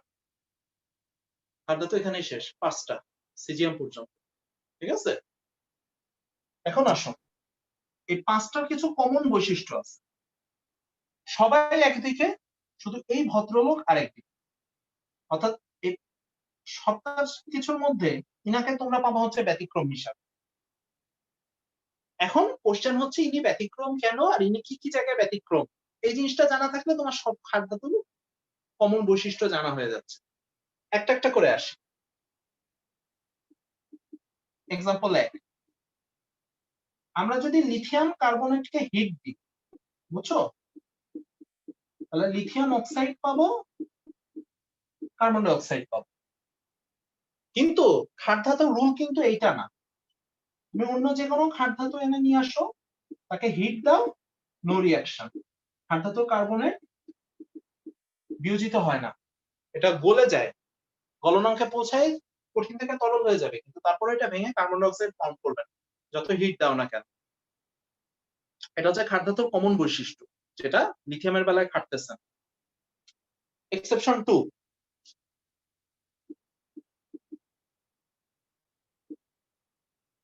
লিথিয়াম নাইট্রেট, এটাকে তুমি যদি ভাঙো তাহলে নাইট্রোজেন ডাই অক্সাইড পাবা। সমতল করলাম না, এটাও কিন্তু ক্ষার ধাতুর বৈশিষ্ট্য না। ক্ষার ধাতুর বৈশিষ্ট্য হচ্ছে তার নাইট্রেটকে তুমি যদি ভাঙো সেটা আংশিক বিয়োজিত হবে, নাইট্রাইট ফর্ম করবে, নাইট্রেট ভেঙে নাইট্রাইট হবে, তারপরে আর ভাঙবে না, মানে এরকম NO2 ফর্ম করে না, নাইট্রোজেন ডাই অক্সাইড ফর্ম করে না। ঠিক আছে, বিক্রিয়ার ক্ষেত্রে বৈশিষ্ট্য হচ্ছে এই দুইটা। আরেকটা বৈশিষ্ট্য আছে, সেটা হচ্ছে শুভজ্যোতি, ক্ষার ধাতুর সক্রিয়তা উপর থেকে নিচে বাড়ে না কমে? বাড়ে।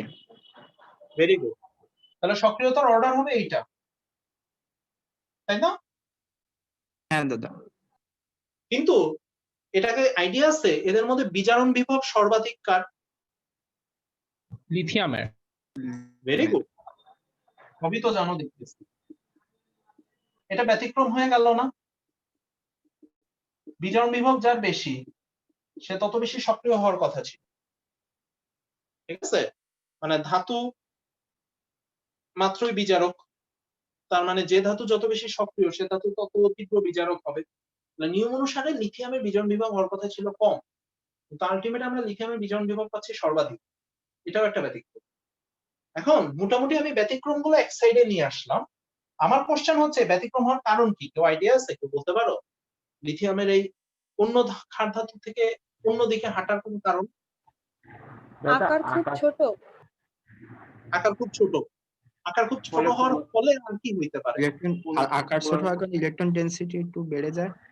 ইলেকট্রন ডেনসিটি নাকি বলতে হবে চার্জ ডেনসিটি, কারণ এগুলো সব যৌগ, বুঝছো? কোনটা মৌল না। মৌল হলে ইলেকট্রন ডেনসিটি, কিন্তু যৌগের ক্ষেত্রে এটা হচ্ছে charge density, charge divided by তার ব্যাসার্ধ, মানে পারমাণবিক আকার। ঠিক আছে, সো এই ব্যতিক্রমের পিছনে একটাই কারণ, সেটা হচ্ছে লিথিয়ামের চার্জ ঘনত্ব অত্যাধিক। এই অত্যাধিক চার্জ ঘনত্বের কারণে সে অন্য ক্ষার ধাতুর তুলনায় অনেক বেশি ব্যতিক্রম আচরণ করে। অত্যাধিক চার্জ ঘনত্বের কারণে সে অক্সাইড ফর্ম করতে পারে, অত্যাধিক চার্জ ঘনত্বের কারণে সে নাইট্রেট অবস্থায় অস্থিতিশীল, ইত্যাদি ইত্যাদি।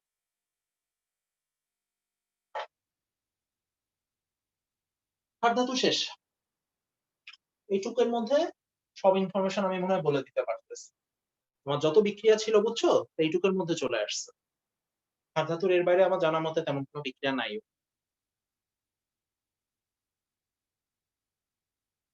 তাহলে এবার মিথ্যা ধাতুতে যাও। তোমাদের কোনো এর মধ্যে কোশ্চেন থাকলে বা কোনো লাইন না বুঝলে আমাকে বলতে পারো।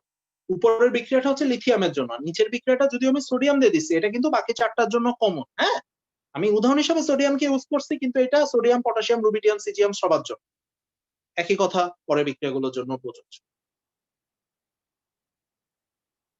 দাদা গলনাঙ্ক স্ফুটনাঙ্ক কি কখনো পর্যায় ভিত্তিক বা গ্রুপ ভিত্তিক এরকম কি কোনো নিয়ম মেনে চলে? মানে জোর করে মানানো যায়, কিন্তু গলনাঙ্ক স্ফুটনাঙ্ক বেসিক্যালি কোনো পর্যায়বৃত্ত ধর্ম না, এটা হচ্ছে আমার সাজেশন। তবে কিছু কিছু ক্ষেত্রে গলনাঙ্ক স্ফুটনাঙ্ক পর্যায়বৃত্ততা মেনটেন করে, যেমন ক্ষার ধাতুগুলোর ক্ষেত্রে। তারা জিজ্ঞাসা করা যায়। অতন্দ্র, তুমি কি মোবাইলে বসো? হ্যাঁ দাদা আছি। Very good. Just common sense দিয়ে অ্যান্সার দাও তো, এই পাঁচটা ক্ষার ধাতুর মধ্যে কার গলনাঙ্ক সর্বাধিক?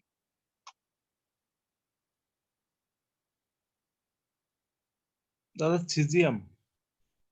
কারণ এর আকারটা হচ্ছে সব থেকে বড়, তাই। ওকে ফাইন, আকারে ধরা যায়। এই আবির আসো?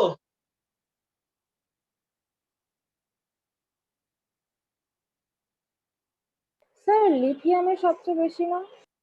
ভেরি গুড, কারণ বলো। কারণ লিথিয়াম তো ওদের থেকে তুলনায় কম সক্রিয়, মানে ওর বন্ডটা বেশি ভাঙতে গেলে বেশি কষ্ট হবে। বন্ড কই পাচ্ছো? এটা সমযোজী যৌগ যে বন্ড পাবো? না মানে ধাতব বন্ধন শক্তি হচ্ছে সঞ্চালনশীল ই মাইনাসের চার্জ সংখ্যা ডিভাইডেড বাই ধাতব ব্যাসার্ধের সমানুপাতিক। তো ধাতব ব্যাসার্ধ যত বাড়বে তত হচ্ছে ধাতব বন্ধন শক্তি কমবে, এর জন্য। আচ্ছা ঠিক আছে, যতটা ভাবছিলাম তার চেয়ে অনেক ভালো বলছো, থ্যাংক ইউ। আমি একসাথে করে বুঝাই দিচ্ছি। গুড। গ্রুপ টুটা বলে আসি। অতন্দ্র, উল্টা হবে। ইনি আকার বড়, কিন্তু আকার বড় হওয়া মানে হচ্ছে তার গলনাঙ্ক কম। কেন কম একটু চিন্তা করতে থাকো, আমি গ্রুপ টুটা পরে এসে একবারে বুঝাচ্ছি। গ্রুপ টু মৃৎক্ষার ধাতু, ক্ষার ধাতুর সাথে তেমন কোনো পার্থক্য নাই, অর্থাৎ সক্রিয়তার ক্রম টম সব হাবিজাবি একরকম প্যাটার্নে হবে। জাস্ট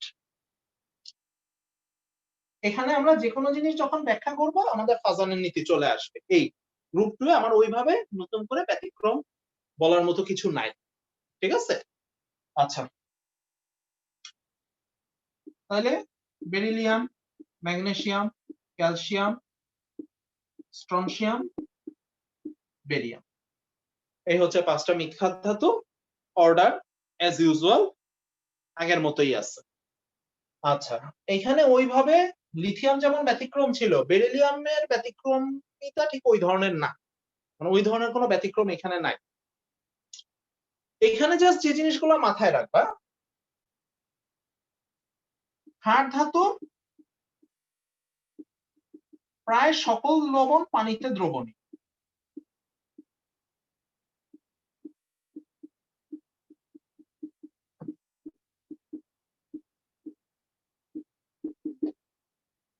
ঠিক আছে, কিন্তু মৃৎক্ষার ধাতুর বেলায় জিনিসটা তা না। মৃৎক্ষার ধাতুর বেলায় এক একটা এক এক রকম। বলো এটা দ্রাব্যতা উপর থেকে নিচে বাড়ে নাকি কম? পড়াইছি আগে।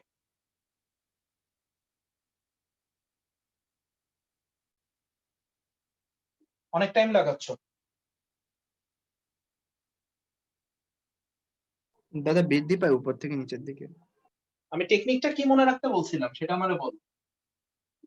হাইড্রেশন এনথালপি আর ল্যাটিস এনথালপির পার্থক্য। কনফিউজ যাতে না হও, কোন জিনিসটা আমি মনে রাখতে বলছিলাম যে যেটা চোখে যেটা দিকে তাকাইলে মনে পড়বে। বেরিয়াম সালফেট হচ্ছে একটা অদক্ষিপ্ত। বেরিয়াম সালফেটের যৌগটা, কারণ এটা আমাদের আয়ন শনাক্তকরণে এমনিই পড়া লাগে।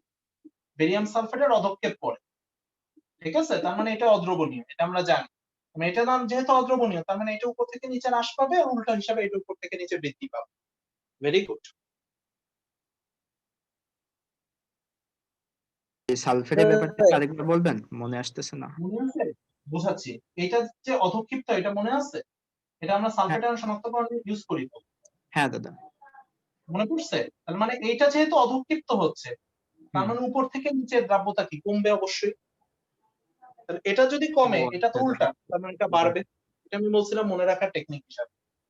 ঠিক আছে দাদা।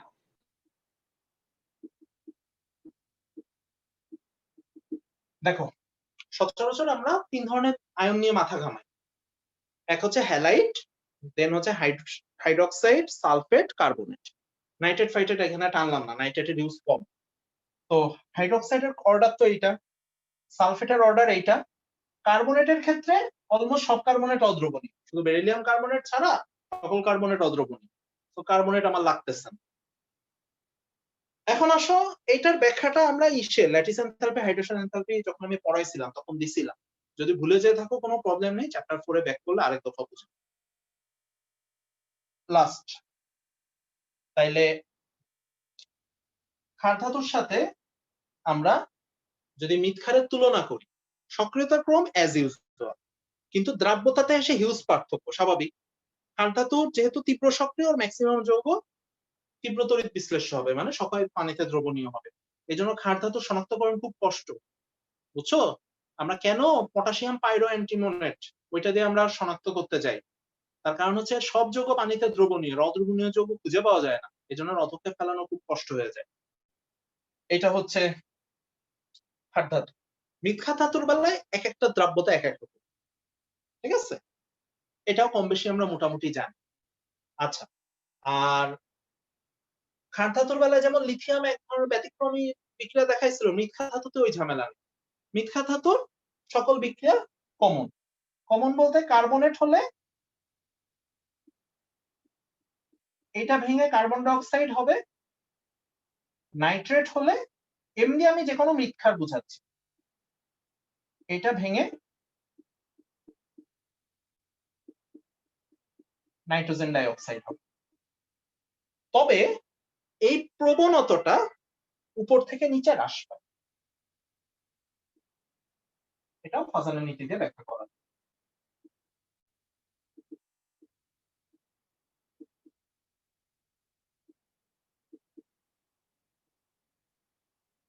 না, একই স্ক্রিনে মৃৎক্ষার ধাতু নিয়ে আসলাম।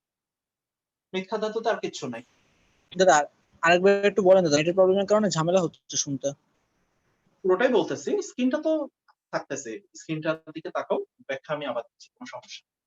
তাহলে আমার দরকার ছিল মৃৎক্ষার ধাতুর বৈশিষ্ট্য। এক হচ্ছে তাদের সক্রিয়তার ক্রম ক্ষার ধাতুর অনুরূপ, কোনো ঝামেলা নেই। দুই হচ্ছে তাদের দ্রাব্যতা। দ্রাব্যতা এক একটার এক এক রকম, কিন্তু এক একটা এক এক রকম হলেও এটা আমরা অন্যান্য কোশ্চেনের সাথে পড়ছি, সেখানে দ্রাব্যতা আমাদের অত পরিচিত না। 3 নাম্বার হচ্ছে বিক্রিয়া, 3 আর 4 হচ্ছে বিক্রিয়া। তাহলে বিক্রিয়ার সাথে তুমি ক্ষার ধাতুর ডিফারেন্স তৈরি করো, লিথিয়ামের অনুরূপ লিথিয়াম যেমন বিক্রিয়া দিছিল, মিথ্যা ধাতুগুলো সেই বিক্রিয়া দিচ্ছে। অর্থাৎ এটা ভেঙে কার্বন ডাই অক্সাইড হচ্ছে, নাইট্রেট ভেঙে নাইট্রোজেন ডাই অক্সাইড হচ্ছে। তবে এখানে আমি একটা কথা বলতেছি, এই বিক্রিয়া দেওয়ার প্রবণতা উপর থেকে নিচে হ্রাস পাবে। অর্থাৎ তুমি বেরিলিয়াম কার্বনেটকে যত ইজিলি তাপ দিয়ে কার্বন ডাই অক্সাইড পাবা, বেরিয়াম কার্বনেটকে তত ইজিলি তাপ দিয়ে কার্বন ডাই অক্সাইড পাবা। ওটা বলতে গেলে ভাঙতে চাইবেই, বুঝছো? এই উপর থেকে নিচে কেন হ্রাস পায় এটা আমরা ফাজানের নীতিতে ব্যাখ্যা করতে পারি। এই হচ্ছে গ্রুপ 2 শেষ। তার মানে আমার এস শেষ, পি শেষ, ডি ব্লক আগেই পড়ছে। অবস্থান্তর যৌগ, মৌল যৌগ, হ্যান-ত্যান, সরি কি বলি, জটিল যৌগ গঠন, রঙিন যৌগ, অবস্থান্তরটা আগেই পড়ছে। এই ব্লক তো পড়ি না সচরাচর। তাহলে আমাদের গ্রুপ কেমিস্ট্রি যতটুকু তোমাদের দরকার ততটুকু আমি শেষ করলাম। এর বাইরে যে কিছু নাই তা নাই, এর বাইরে আরো চাইলে অনেক কিছু করা যায়। কেমিস্ট্রিতে প্রতিটা যৌগের ইন্ডিভিজুয়াল কিছু না কিছু বৈশিষ্ট্য আছে, তো এটা আমার মুখ্য উদ্দেশ্য না। ডি ব্লকে কি মানে জোর করে গ্রুপ ভিত্তিক বা পর্যায় ভিত্তিক ভাবে গলনাঙ্ক স্ফুটনাঙ্কর ক্রমে ফেলা যায় ডি ব্লকে? আমি ফেলতেছি, ডি ব্লককে ফেলা যাবে না, কিন্তু এস ব্লক, ডি ব্লককে ফেলা যাবে কিছুটা। গলনাঙ্ক স্ফুটনাঙ্ক আমি বুঝাচ্ছি, যতটুকু দরকার ঠিক ততটুকু। আগে এটা শেষ করে নি। স্ক্রিনে যতটুকু আছে এর মধ্যে তোমাদের কোনো কোশ্চেন আছে কিনা বল, তাহলে আমি পরের কোশ্চেনে যাব।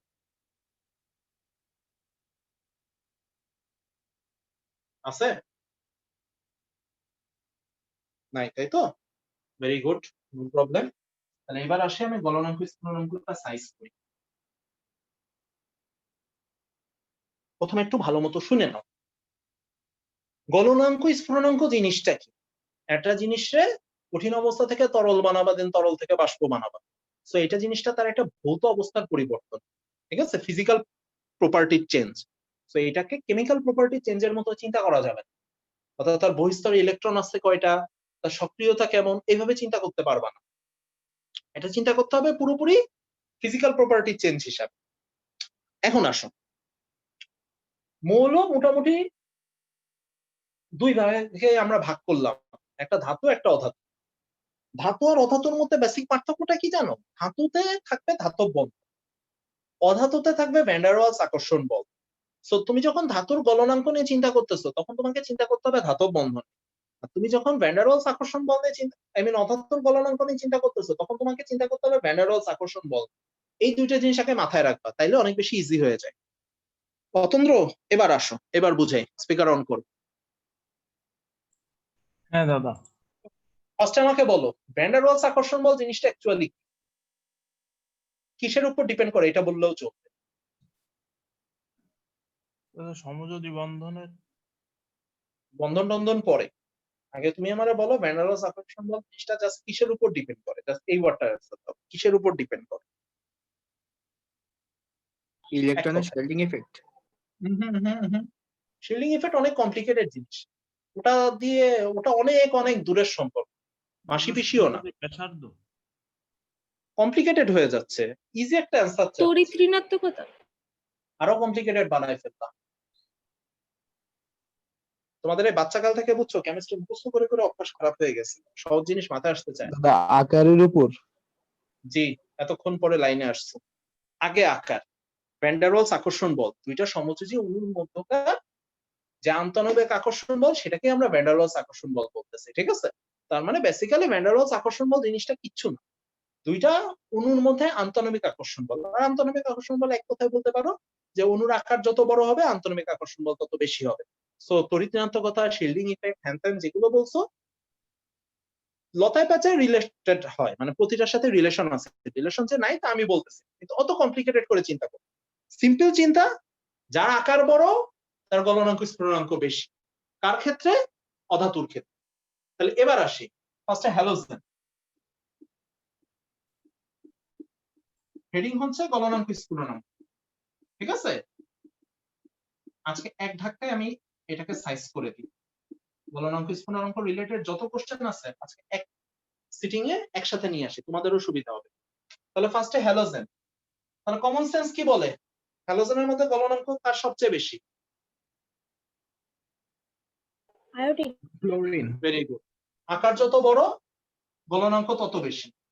তাহলে আয়োডিন, ব্রোমিন, ক্লোরিন, ক্লোরিন। কারো কোনো কনফিউশন আছে? দাদা আরেকবার একটু বলবেন, আমি মানে নেটের সমস্যা হয়েছিল। কোনো সমস্যা নেই, আমি আবার বলতেছি। আমাদের টপিকটা হচ্ছে গলনাঙ্ক স্ফুটনাঙ্ক, ক্রম গুলো বের করব। তো তোমরা দুইটা জিনিস মাথায় রাখবা, অধাতু হলে আকার কার বড়, ধাতু হলে ধাতব বন্ধন কার শক্তিশালী। ঠিক আছে? তো অধাতুর ক্ষেত্রে আমরা যেটা দেখতেছি হ্যালোজেনের গলনাঙ্ক সবচেয়ে বেশি। ওকে, এই সরি কি বলতেছে, অধাতুর ক্ষেত্রে হ্যালোজেনের ক্ষেত্রে আমরা যেটা দেখতেছি আয়োডিনের গলনাঙ্ক সবচেয়ে বেশি। রিজনটা কি? এক কথায় এটার আকার সবচেয়ে বড়। এই অর্ডারটা যেটা লিখছি এখানে কোনো ঝামেলা আমার মনে হচ্ছে না, অর্ডার অনুসারে এটা ঠিক আছে। যদি এইটা বুঝে থাকো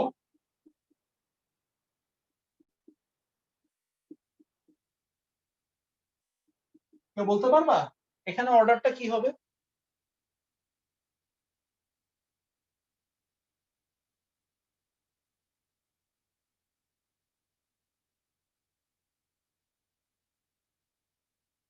সমুদ্র, হ্যাঁ দাদা, এখানে গলনাঙ্ক স্ফুটনাঙ্কের ক্রমটা কি হবে হাইড্রোজেন হ্যালাইডের ক্ষেত্রে?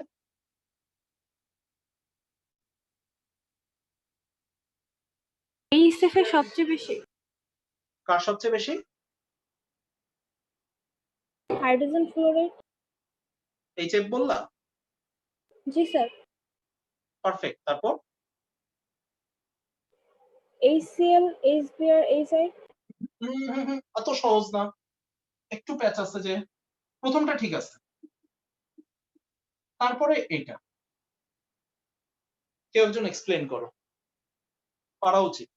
যাতে এইচএফ এ হাইড্রোজেন আন্তঃনৈবিক বন্ডের কোনো হাইড্রোজেন কিছু বন্ধন আছে? আছে। Very good, very good, very good. এখানে আগের অর্ডারটাই মেইনটেইন করতো, কিন্তু মাঝখান দিয়ে ঝামেলা করে দিল হচ্ছে হাইড্রোজেন বন্ধন। হাইড্রোজেন ফ্লোরাইডে হাইড্রোজেন বন্ধন আছে, হাইড্রোজেন বন্ধন থাকার দরুন এইচএফ এর গলনাঙ্ক হবে সবচেয়ে বেশি, কিন্তু বাকি তিনটাতে এই ঝামেলা নেই। বাকি তিনটাতে ভ্যান ডার ওয়ালস আকর্ষণ বলের উপরে, অর্থাৎ যার আকার বড় তার গলনাঙ্ক বেশি। অনুরূপ নিয়মে তুমি বাকিগুলো ব্যাখ্যা করতে পারো। অ্যামোনিয়া,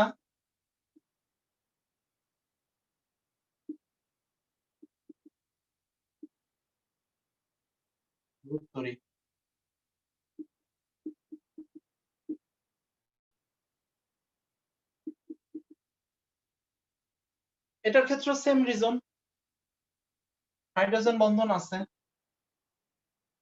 ফলে যেখানে দেখবা হাইড্রোজেন বন্ধন আছে সে অর্ডার অন্য সবাইকে ডিঙায় সবার আগে চলে আসতেছে, কিন্তু বাকিগুলোর জন্য আমার ভ্যান ডার ওয়ালস বা বাকিগুলোর জন্য আমার আকার, বাকিগুলোর জন্য আমার রিজন হচ্ছে আকার।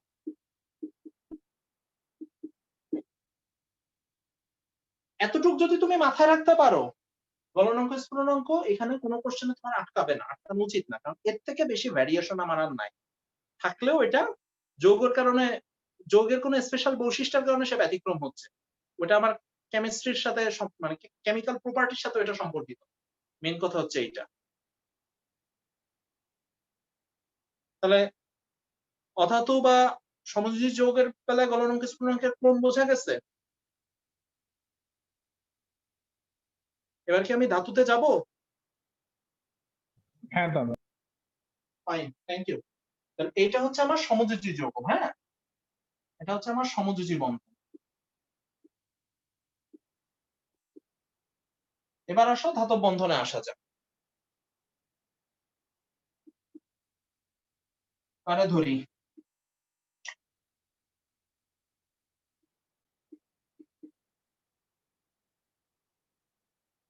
রেনেসা, আসো? জি ভাই আছি। Very good. বলো এই তিনটার মধ্যে কার গলনাঙ্ক সবচেয়ে বেশি? অ্যালুমিনিয়ামের। এক্সিলেন্ট। তারপর ম্যাগনেসিয়াম। ব্যাখ্যা করতে পারবা? আকার দিয়ে ব্যাখ্যা করা যায় যে পর্যায়ের এই, বাম থেকে এটা ডানে কি গেলে। কি পাইছো? অধাতু পাইছো যে আকার দিয়ে ব্যাখ্যা করবা? আগে ধাতু, তার মানে ধাতব বন্ধন। ধাতব বন্ধন জি রিলেটেড ভাইয়া কিছু একটা ব্যাখ্যা দাও। জি ভাইয়া ওইটা দিয়ে বলতে চাচ্ছিলাম যে আকার ছোট হয়ে যাচ্ছে, ধাতব বন্ধনটা স্ট্রং হয়ে যাচ্ছে। আকার ছোট হওয়ার সাথে ধাতব বন্ধনের কি সম্পর্ক?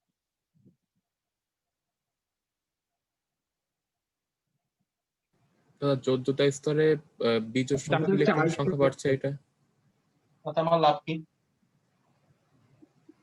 তাতে ধাতব বন্ধন ধাতুর কেলাসে শক্তিশালী হয়। দাদা মুক্ত ইলেকট্রনের সংখ্যা বাড়তেছে। এইবার ঠিক আছে, ধাতব কেলাসে মুক্ত ইলেকট্রনের সংখ্যা বাড়তেছে। এবার মোটামুটি ক্লিয়ার হইল। ঠিক আছে, থ্যাংক ইউ।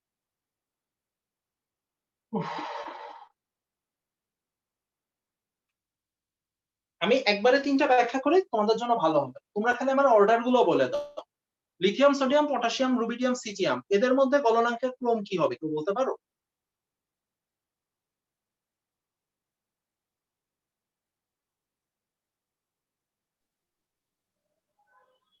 সবচেয়ে বেশি লিথিয়ামের সব থেকে বেশি, এরপরে কমতে থাকবে। এরপরে কমতে থাকবে, তাই তো? Okay fine. শেষেরটা বেরিলিয়াম, ম্যাগনেসিয়াম, ক্যালসিয়াম।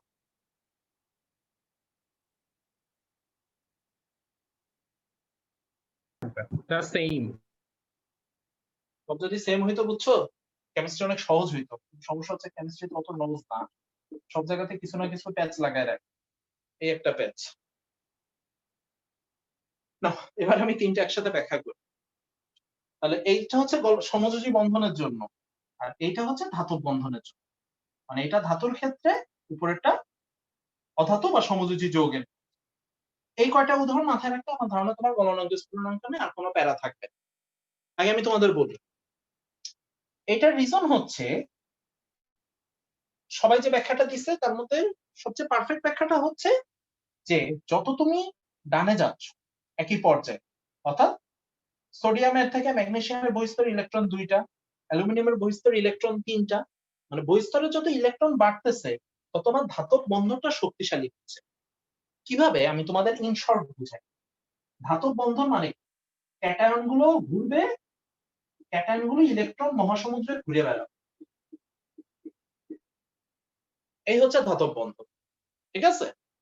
তার মানে ক্যাটায়ন এবং ইলেকট্রনের মধ্যকার এই আকর্ষণটা আমার যত বেশি তীব্র হচ্ছে, সেই ধাতব বন্ধন তত বেশি শক্তিশালী।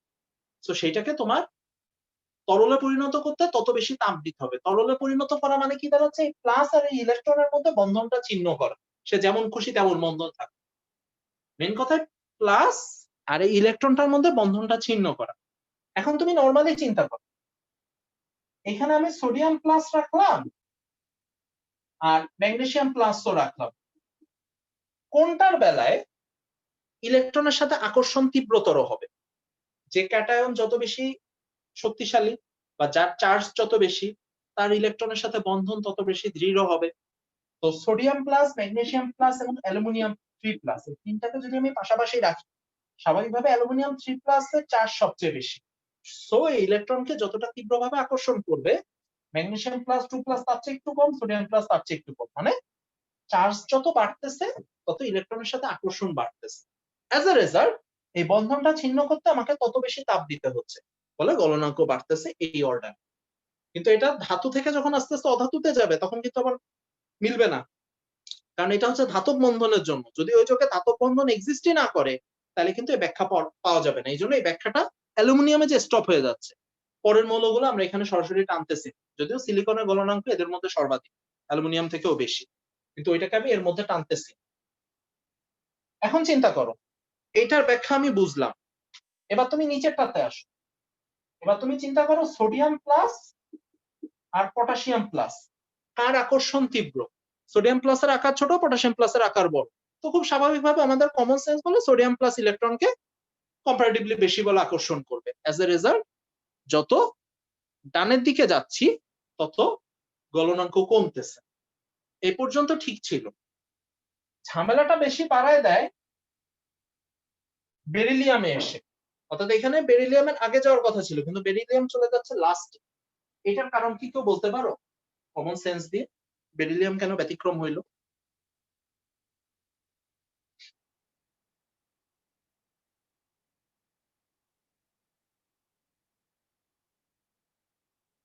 অরবিটাল পূর্ণ এই জন্য। পারফেক্ট। যে কারণে ওর আয়নীকরণ শক্তি বেশি হয়েছিল, বুঝছো? 1:2:2 বিন্যাস। কিন্তু সমস্যা হচ্ছে যে তিনজনেরই 1:2 বিন্যাস আর কি, মানে সবার লাস্টে তোমার এস অরবিটাল পূর্ণ থাকতেছে, কিন্তু বেরিলিয়ামের স্পেশাল হচ্ছে আকার বেশি ছোট। আকার বেশি ছোট হওয়ার কারণে এর ইলেকট্রন গুলোর মধ্যে বিকর্ষণ বেশি। ওই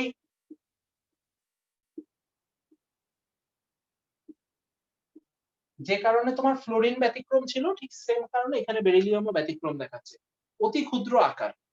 তো নিজের অরবিটাল ইলেকট্রন গুলোর মধ্যে এর বিকর্ষণ অতি তীব্র থাকে, ফলে বাইরে ইলেকট্রনের প্রতি ওর আকর্ষণ কম থাকে। অর্থাৎ বেরিলিয়ামে ধাতব বন্ধন উইক হয়। বেরিলিয়ামকে সরাসরি আমরা ধাতুর দলে ফেলতে পারি, বেসিক্যালি প্রকৃতপক্ষে অধাতুর ন্যায় আচরণ করে, বুঝছো? তো দুই ভাবে বলতে পারো। s2 বিন্যাস বললে অ্যাকচুয়ালি এটা সবারই s অরবিটাল পূর্ণ, সো এটা এক্সাক্ট কারণ হিসেবে আমরা বলতে পারতেছি না। s2 অরবিটাল পূর্ণ থাকে এবং আকার অতি ক্ষুদ্র হয়। এই দুইটার মিশেলে ইনি খুব দুর্বল ধাতব বন্ধন ফর্ম করে। অ্যাজ এ রেজাল্ট এটা গলনাঙ্ক অনেক কম হয়। শেষ periodic table, I mean sorry মানে গ্রুপ কেমিস্ট্রি। আর কিছু বাকি নেই আমার। শুরু থেকে শেষ পর্যন্ত মোটামুটি মানে যতটুকু মনে রাখতে পারবা এবং বুঝে বুঝে ঠিক ততটুকুই দেখাইছি, বুঝছো?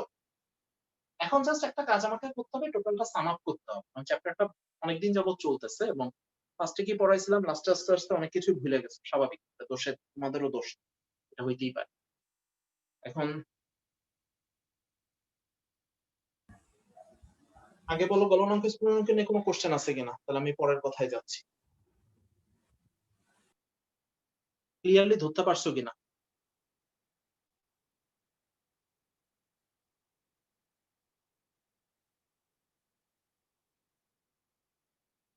Okay fine. আচ্ছা শোনো, সেটা হচ্ছে যদি পরশুদিন খুব বেশি তোমাদের ব্যস্ততা না থাকে, তাহলে 6:30 হচ্ছে সানরাইজের ক্লাস আছে কেমিস্ট্রি। ওইটা হচ্ছে তোমারই এই চ্যাপ্টার পর্যাবৃত্ত ধর্ম।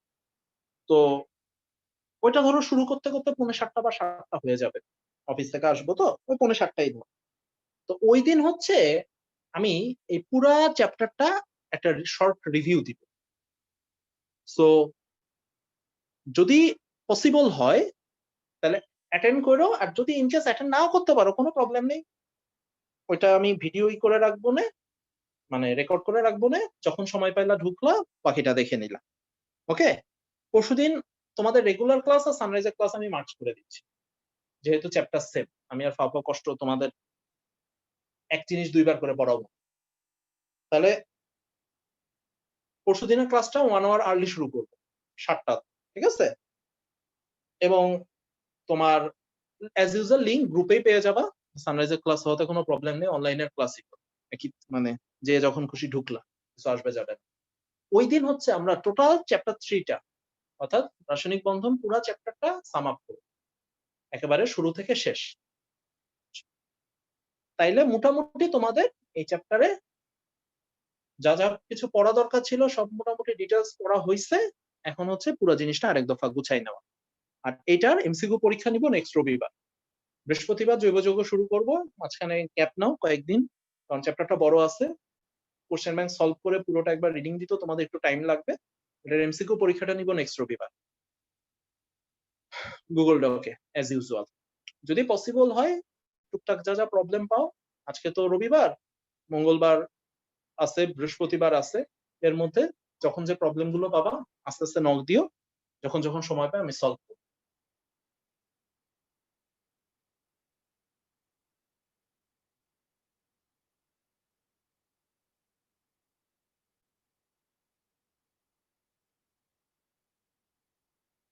এখন বলো তোমাদের আর কোনো কোশ্চেন আছে কিনা?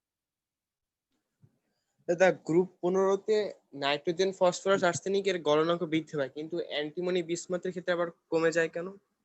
ধাতু, ধাতব বন্ধন চলে আসবে। নাইট্রোজেন ই তো অধাতু, আর ওরা তো ধাতু, ই করতে পারবে না তো। ধাতব বন্ধন দিয়ে একটা করবে, আর একটা হচ্ছে ভ্যান ডার ওয়ালস আকর্ষণ বলে, দুইটার মধ্যে কম্পারেবল না। বুঝাইতে পারছি?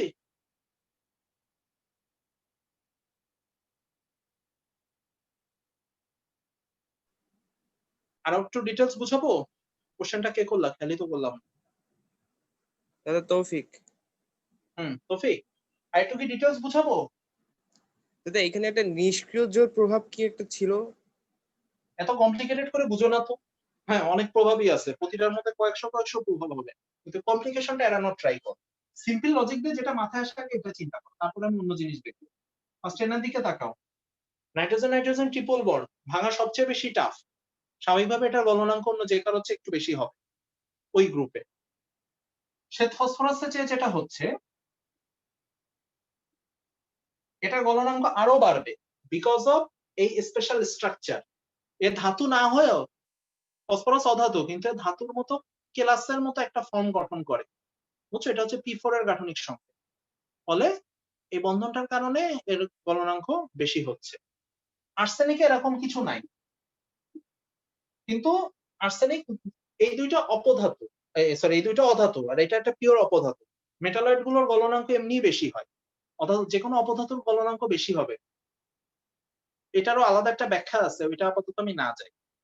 কিন্তু অ্যান্টিমনি বিসমাথে যে এটা আবার ধাতু, তার মানে ইনি অধাতু, ইনি অধাতু, ইনি অপধাতু, এরা দুইজন আবার ধাতু। এদের বেলায় চিন্তা করতে হবে যে এদের ধাতব বন্ধন কতটা শক্তিশালী। স্বাভাবিকভাবে ধাতব বন্ধন খুব উইক হয়, কারণ আয়ন ক্রিয়েটই করতে পারে না, ইলেকট্রন বাইরেই করতে পারে বহিঃস্তর থেকে, বুঝতে পারছো? 5টি ইলেকট্রন হওয়ার কারণে, কারণ অ্যান্টিমনি আর বিসমাথের ধাতব বন্ধনটা খুব উইক হয়, কিন্তু ভৌত বিচারে এরা আবার ধাতু। অ্যাজ এ রেজাল্ট ধাতব বন্ধন উইক হওয়ার কারণে গলনাঙ্ক স্ফুটনাঙ্ক কমেছে।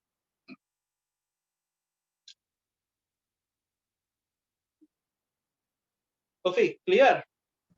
জি দাদা। এখন তুমি যদি এভাবে গ্রুপ ওয়াইজ প্রতিটা টানো, কিছু কিছু গ্রুপে মানে এই গ্রুপটা যেমন ধরো গ্রুপ 15 অধাতু দিয়ে শুরু, ধাতু দিয়ে শেষ, মাঝখানে একটা অপধাতু, অর্থাৎ একই গ্রুপে ধাতু অধাতু অপধাতু তিনটা আছে মিক্স। তো এটার তুমি গলনাঙ্ক কোনোভাবে কোনো থিওরিতে ফেলাইতে পারবা না। ভাইয়া একটা এক এক ব্যাখ্যায় চলে যাচ্ছে, বুঝছো? এরকম, এই কারণে গলনাঙ্ক স্ফুটনাঙ্ক কোনো অবস্থাতে পর্যায়বৃত্ত ধর্ম না, এটাকে একই পর্যায়ে বা একই গ্রুপে ভাইয়া এক ক্রমে কখনো ফেলা যায় না। বলো। ভাইয়া বইতে তো বেরিলিয়ামের গলনাঙ্ক হচ্ছে ম্যাগনেসিয়াম ক্যালসিয়াম থেকে বেশি দেওয়া। শিওর? জি ভাইয়া। একটু গুগল করে দেখো তো ক্লাস শেষ হোক, তারপর তোমার যতদূর মনে পড়ে বেলিনিয়ামের গলনাঙ্ক ক্যালসিয়াম ম্যাগনেসিয়ামের চেয়ে কম হবে। ডাবল দেয়া, তো 1278, ডাবল দেয়া ম্যাগনেসিয়াম ভাইয়া। 646.6, ক্যালসিয়াম কোনটা দেখলাম? ভাই পিরিয়ডিক টেবিলেও হচ্ছে ওইটাই দেওয়া, আর একটা বইয়ে দেখছি সেটাতেও। তাই বেরিলিয়ামের কম হওয়ার কথা, বিকজ ক্ষুদ্র আকার। আচ্ছা ঠিক আছে, আমি একবার দেখবো না। যদি বেশি হয় তাহলে অ্যাজ ইউজুয়াল রিজন, ওইটার ব্যতিক্রম। লিথিয়ামে যে কারণে হয়েছিল বেরিলিয়ামেরও তাই সেম হবে। আরেকবার চেক করি, কিন্তু আমার যতদূর মনে পড়ে বেরিলিয়ামের গলনাঙ্ক কম ছিল ম্যাগনেসিয়ামের চেয়ে। আর কোনো কোশ্চেন আছে কিনা বল। দাদা ওই যে কোনো আয়নিক যৌগে যদি মানে ডি ব্লক চলে আসে তাহলে তো হচ্ছে মানে গলনাঙ্ক স্ফুটনাঙ্ক কমে যায়, মানে ওই ফাজানের যে থার্ড রুলে যেটা বলে, ফাজানের নীতি অনুসারে। তো ওইটা মানে ডি ব্লক আসার কারণে কেন হচ্ছে ওটা মানে বুঝি নাই, কোশ্চেনটা ক্লিয়ার করো। ফাজানের নীতি অনুসারে আয়নিক যৌগের গলনাঙ্ক স্ফুটনাঙ্ক আমরা ব্যাখ্যা করতে পারি, ক্যাটায়নের আকার যত বড় হবে গলনাঙ্ক স্ফুটনাঙ্ক তত বাড়বে। কি দাদা ওই যে কোশ্চেনটা বলো আমার। বেশি একটা বলা ছিল না যে যাদের ক্ষেত্রে ডি অরবিটাল থাকবে মানে যেসব ধাতুর ক্ষেত্রে তাদের গলনাঙ্ক স্ফুটনাঙ্ক। ও আচ্ছা আচ্ছা, ডি অরবিটালের মধ্যে টাইনো না, ডি অরবিটালটা হচ্ছে এক্সেপশনাল। ডি অরবিটালের ক্ষেত্রে হচ্ছে ডি আর এস এর ইলেকট্রন একসাথে মিলিত হয়ে সঞ্চারণশীল হয়। ওইখানে সঞ্চারণশীল ইলেকট্রনের একটা প্রভাব আছে যেটা ক্ষার ধাতু বা মিথ্যা ধাতুর বেলায় নাই। এজন্য ডি অরবিটালের গুলোর গলনাঙ্ক স্ফুটনাঙ্ক ক্ষার ধাতু মিথ্যা ধাতু গলনাঙ্ক স্ফুটনাঙ্ক থেকে অনেক কম হবে সচরাচর যেটা হয়। যদিও আকারের দিক থেকে ওরা ক্ষার ধাতু মিথ্যা ধাতুর চেয়ে বড়, কিন্তু ডি আর এস এর ইলেকট্রনের সঞ্চারণশীলতার কারণে ওদের গলনাঙ্ক স্ফুটনাঙ্ক ক্ষার ধাতু বা মিথ্যা ধাতু থেকে অনেক কম হবে। এর চেয়ে বেশি ডিটেলস ব্যাখ্যা আমি যাইতে চাচ্ছি, গেলে বুঝবা না। আর একটা কোশ্চেন হচ্ছে ওই যে একটা কনসেপ্ট বুকে একটা কোশ্চেন ছিল যে CuCl আর AlCl3 এর মধ্যে কোনটা অধিক সমযোজী, কোনটা কোন ছাগলে কোশ্চেন করছে? কোশ্চেন করবে এইটা NaCl আর CuCl এর মধ্যে কোনটা অধিক সমযোজী, কারণ দুইটা কম্পারেবল। আমি CuCl আর AlCl3 আমি কোন অ্যাঙ্গেলে কম্পেয়ার করতে যাব? অ্যানসারটা আমি বলে দিচ্ছি, বেশি সমযোজী হচ্ছে এইটা, NaCl হচ্ছে অধিক আয়নিক। ব্যাখ্যাটাও আমি কেবল যেটা দিলাম সেম ব্যাখ্যা। ব্যাখ্যাটা হচ্ছে যদিও এটার আকার বড়, কপার প্লাস যদি এটা এক্সিস্ট করে না এটা এরকম হবে, বাট CuCl বলছে সমস্যা নেই বলুন। যদিও কপার প্লাসের আকার বড়, কিন্তু ডি ব্লক মৌলের ক্ষেত্রে আকারের এই থিওরি খাটবে না। এটা যেহেতু ডি ব্লক মৌল, সো এর আকার বড় হলেও ডি ব্লক মৌল হওয়ার কারণে এর সমযোজী বৈশিষ্ট্য বেশি হবে। কারণ ফাজানের নীতিতে 4 নাম্বার একটা পয়েন্টে কিন্তু বলা আছে যে ক্যাটায়ন বা অ্যানায়নে ডি বা এফ অরবিটাল ইলেকট্রন থাকলে তার পোলারায়ন বাড়তে থাকবে। ওটা কিন্তু ফাজানের নীতিতেও বলছে, এমন না যে বলে নাই। সো যদিও কপার প্লাসের আকার বড়, কিন্তু ডি অরবিটালে ইলেকট্রন থাকার কারণে এটার সমযোজী ধর্ম সোডিয়াম ক্লোরাইড অপেক্ষা বেশি হবে। কোশ্চেনটা যদি এইভাবে দেয় NaCl or MgCl2, তাইলে আমরা ব্যাখ্যা করতে পারি। অ্যালুমিনিয়াম ক্লোরাইড আর আমি Q+ ক্লোরাইড কোন অ্যাঙ্গেলে ব্যাখ্যা করতে যাব? ওটা দুইটা চার্জ তো 2 মেরু, এটা তো কম্পারেবল না, তাই না? কোশ্চেন দিলে এইভাবে দিতে পারে যদি কখনো দেয়। আর বুঝাইতে পারছি? জি ওকে ফাইন। দাদা বলো। কালকে একটা কোশ্চেন দিছিলাম ওই যে কপার সালফেটের 5 অণু পানির থেকে 4 অণু কম ও তাপমাত্রা আচ্ছা লাগে আচ্ছা, হ্যাঁ মনে পড়ছে, ওটা আমি পরে দেখবো, তারা এখন বলে দিচ্ছি। ওটার কারণও আছে। 5 অণু পানির পর যখন 1 অণু পানিতে নেমে আসে ওই সময় হাইড্রেশন এনথালপি সর্বোচ্চ হয়, ওইটা ভাঙতে সবচেয়ে বেশি তাপ দিতে হয়। তারপর বলতেছি তারা, ওটা অ্যান্সারই বইতেই লেখা আছে, ওইটা সরাসরি তোমার ছবি তুলে দিই, তাইলে আমার জন্য আরো প্যারা কমবে। বইতে পাও নাই? দাদা ক্লিয়ার ব্যাখ্যা পাচ্ছি না। পাবাও না, এটা হচ্ছে কুরআন হাজারি চ্যাপ্টার 17 সম্ভবত, যতদূর মনে পড়ে ওইখানে পাইতে পারো। না পাইলেও সমস্যা নেই, আমি খুঁজে বের করে দিচ্ছি। আর কোনো কোশ্চেন? আর একটা কোশ্চেন ছিল যে PbI4 গঠিত হয় না কেন, এটা কি মানে ওই স্টেরিক ইফেক্ট দিয়ে ব্যাখ্যা করব? এই ভালো কথা, এই কোশ্চেন আমার অনেকেই করছে। এই কোশ্চেনটা পাইছো কই বলো তো, যে লেড আয়োডাইড গঠিত হয় না কেন? এরকম হাজার হাজার যৌগ আছে গঠিত হয় না, আমি 1 বাই 1 ব্যাখ্যা করতে যাব না, কিন্তু কোশ্চেনটা পাইছো কই সেটা কও তো।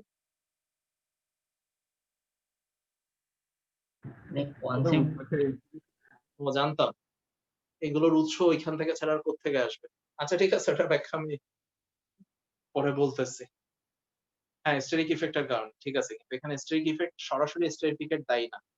স্টেরিক ইফেক্ট যদি দায়ী হইতো তাহলে SnI4 হইতো না, কিন্তু SnI4 আবার হয়, সরি SnCl4 আবার হয়, কিন্তু PB এর বেলায় হয় না। আর কোনো কোশ্চেন?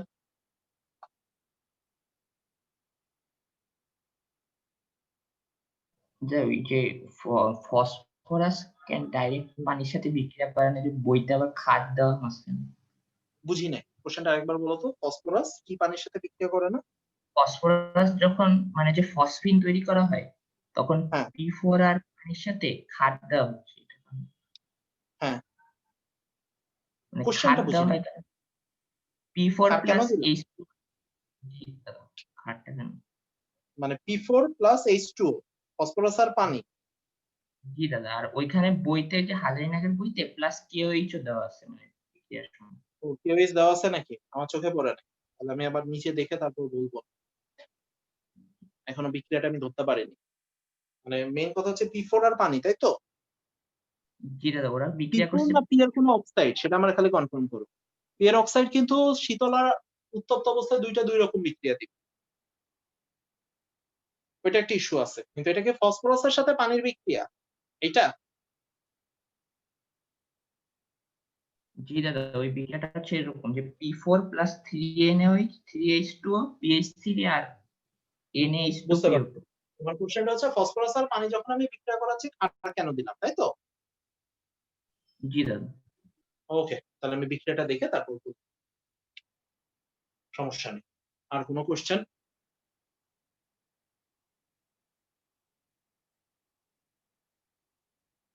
নাই, তাই তো? ওকে ঠিক আছে, তাহলে আমাদের মোটামুটি একটা ঝামেলার চ্যাপ্টার শেষ হইলো। তোমাদের নেক্সট দিন থেকে জৈব যৌগ শুরু, নেক্সট দিন বলতে বৃহস্পতিবার থেকে।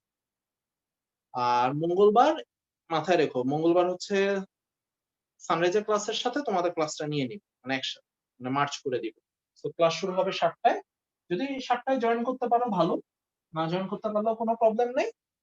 যখন পারো কইরো, মোটামুটি 7টা থেকে 10টা পর্যন্ত চলবে, 7টা 9:30 10টা, কারণ পুরো চ্যাপ্টার রিভিউ করবো, টাইম লাগবে। সো যখন জয়েন করতে পারো কইরো, ফুল টাইম থাকতে পারলে তো ভালো।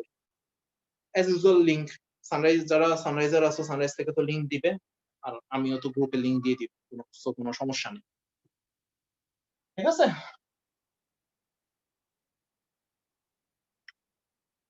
ওকে, তাহলে আজকের মতো ক্লোজ করি।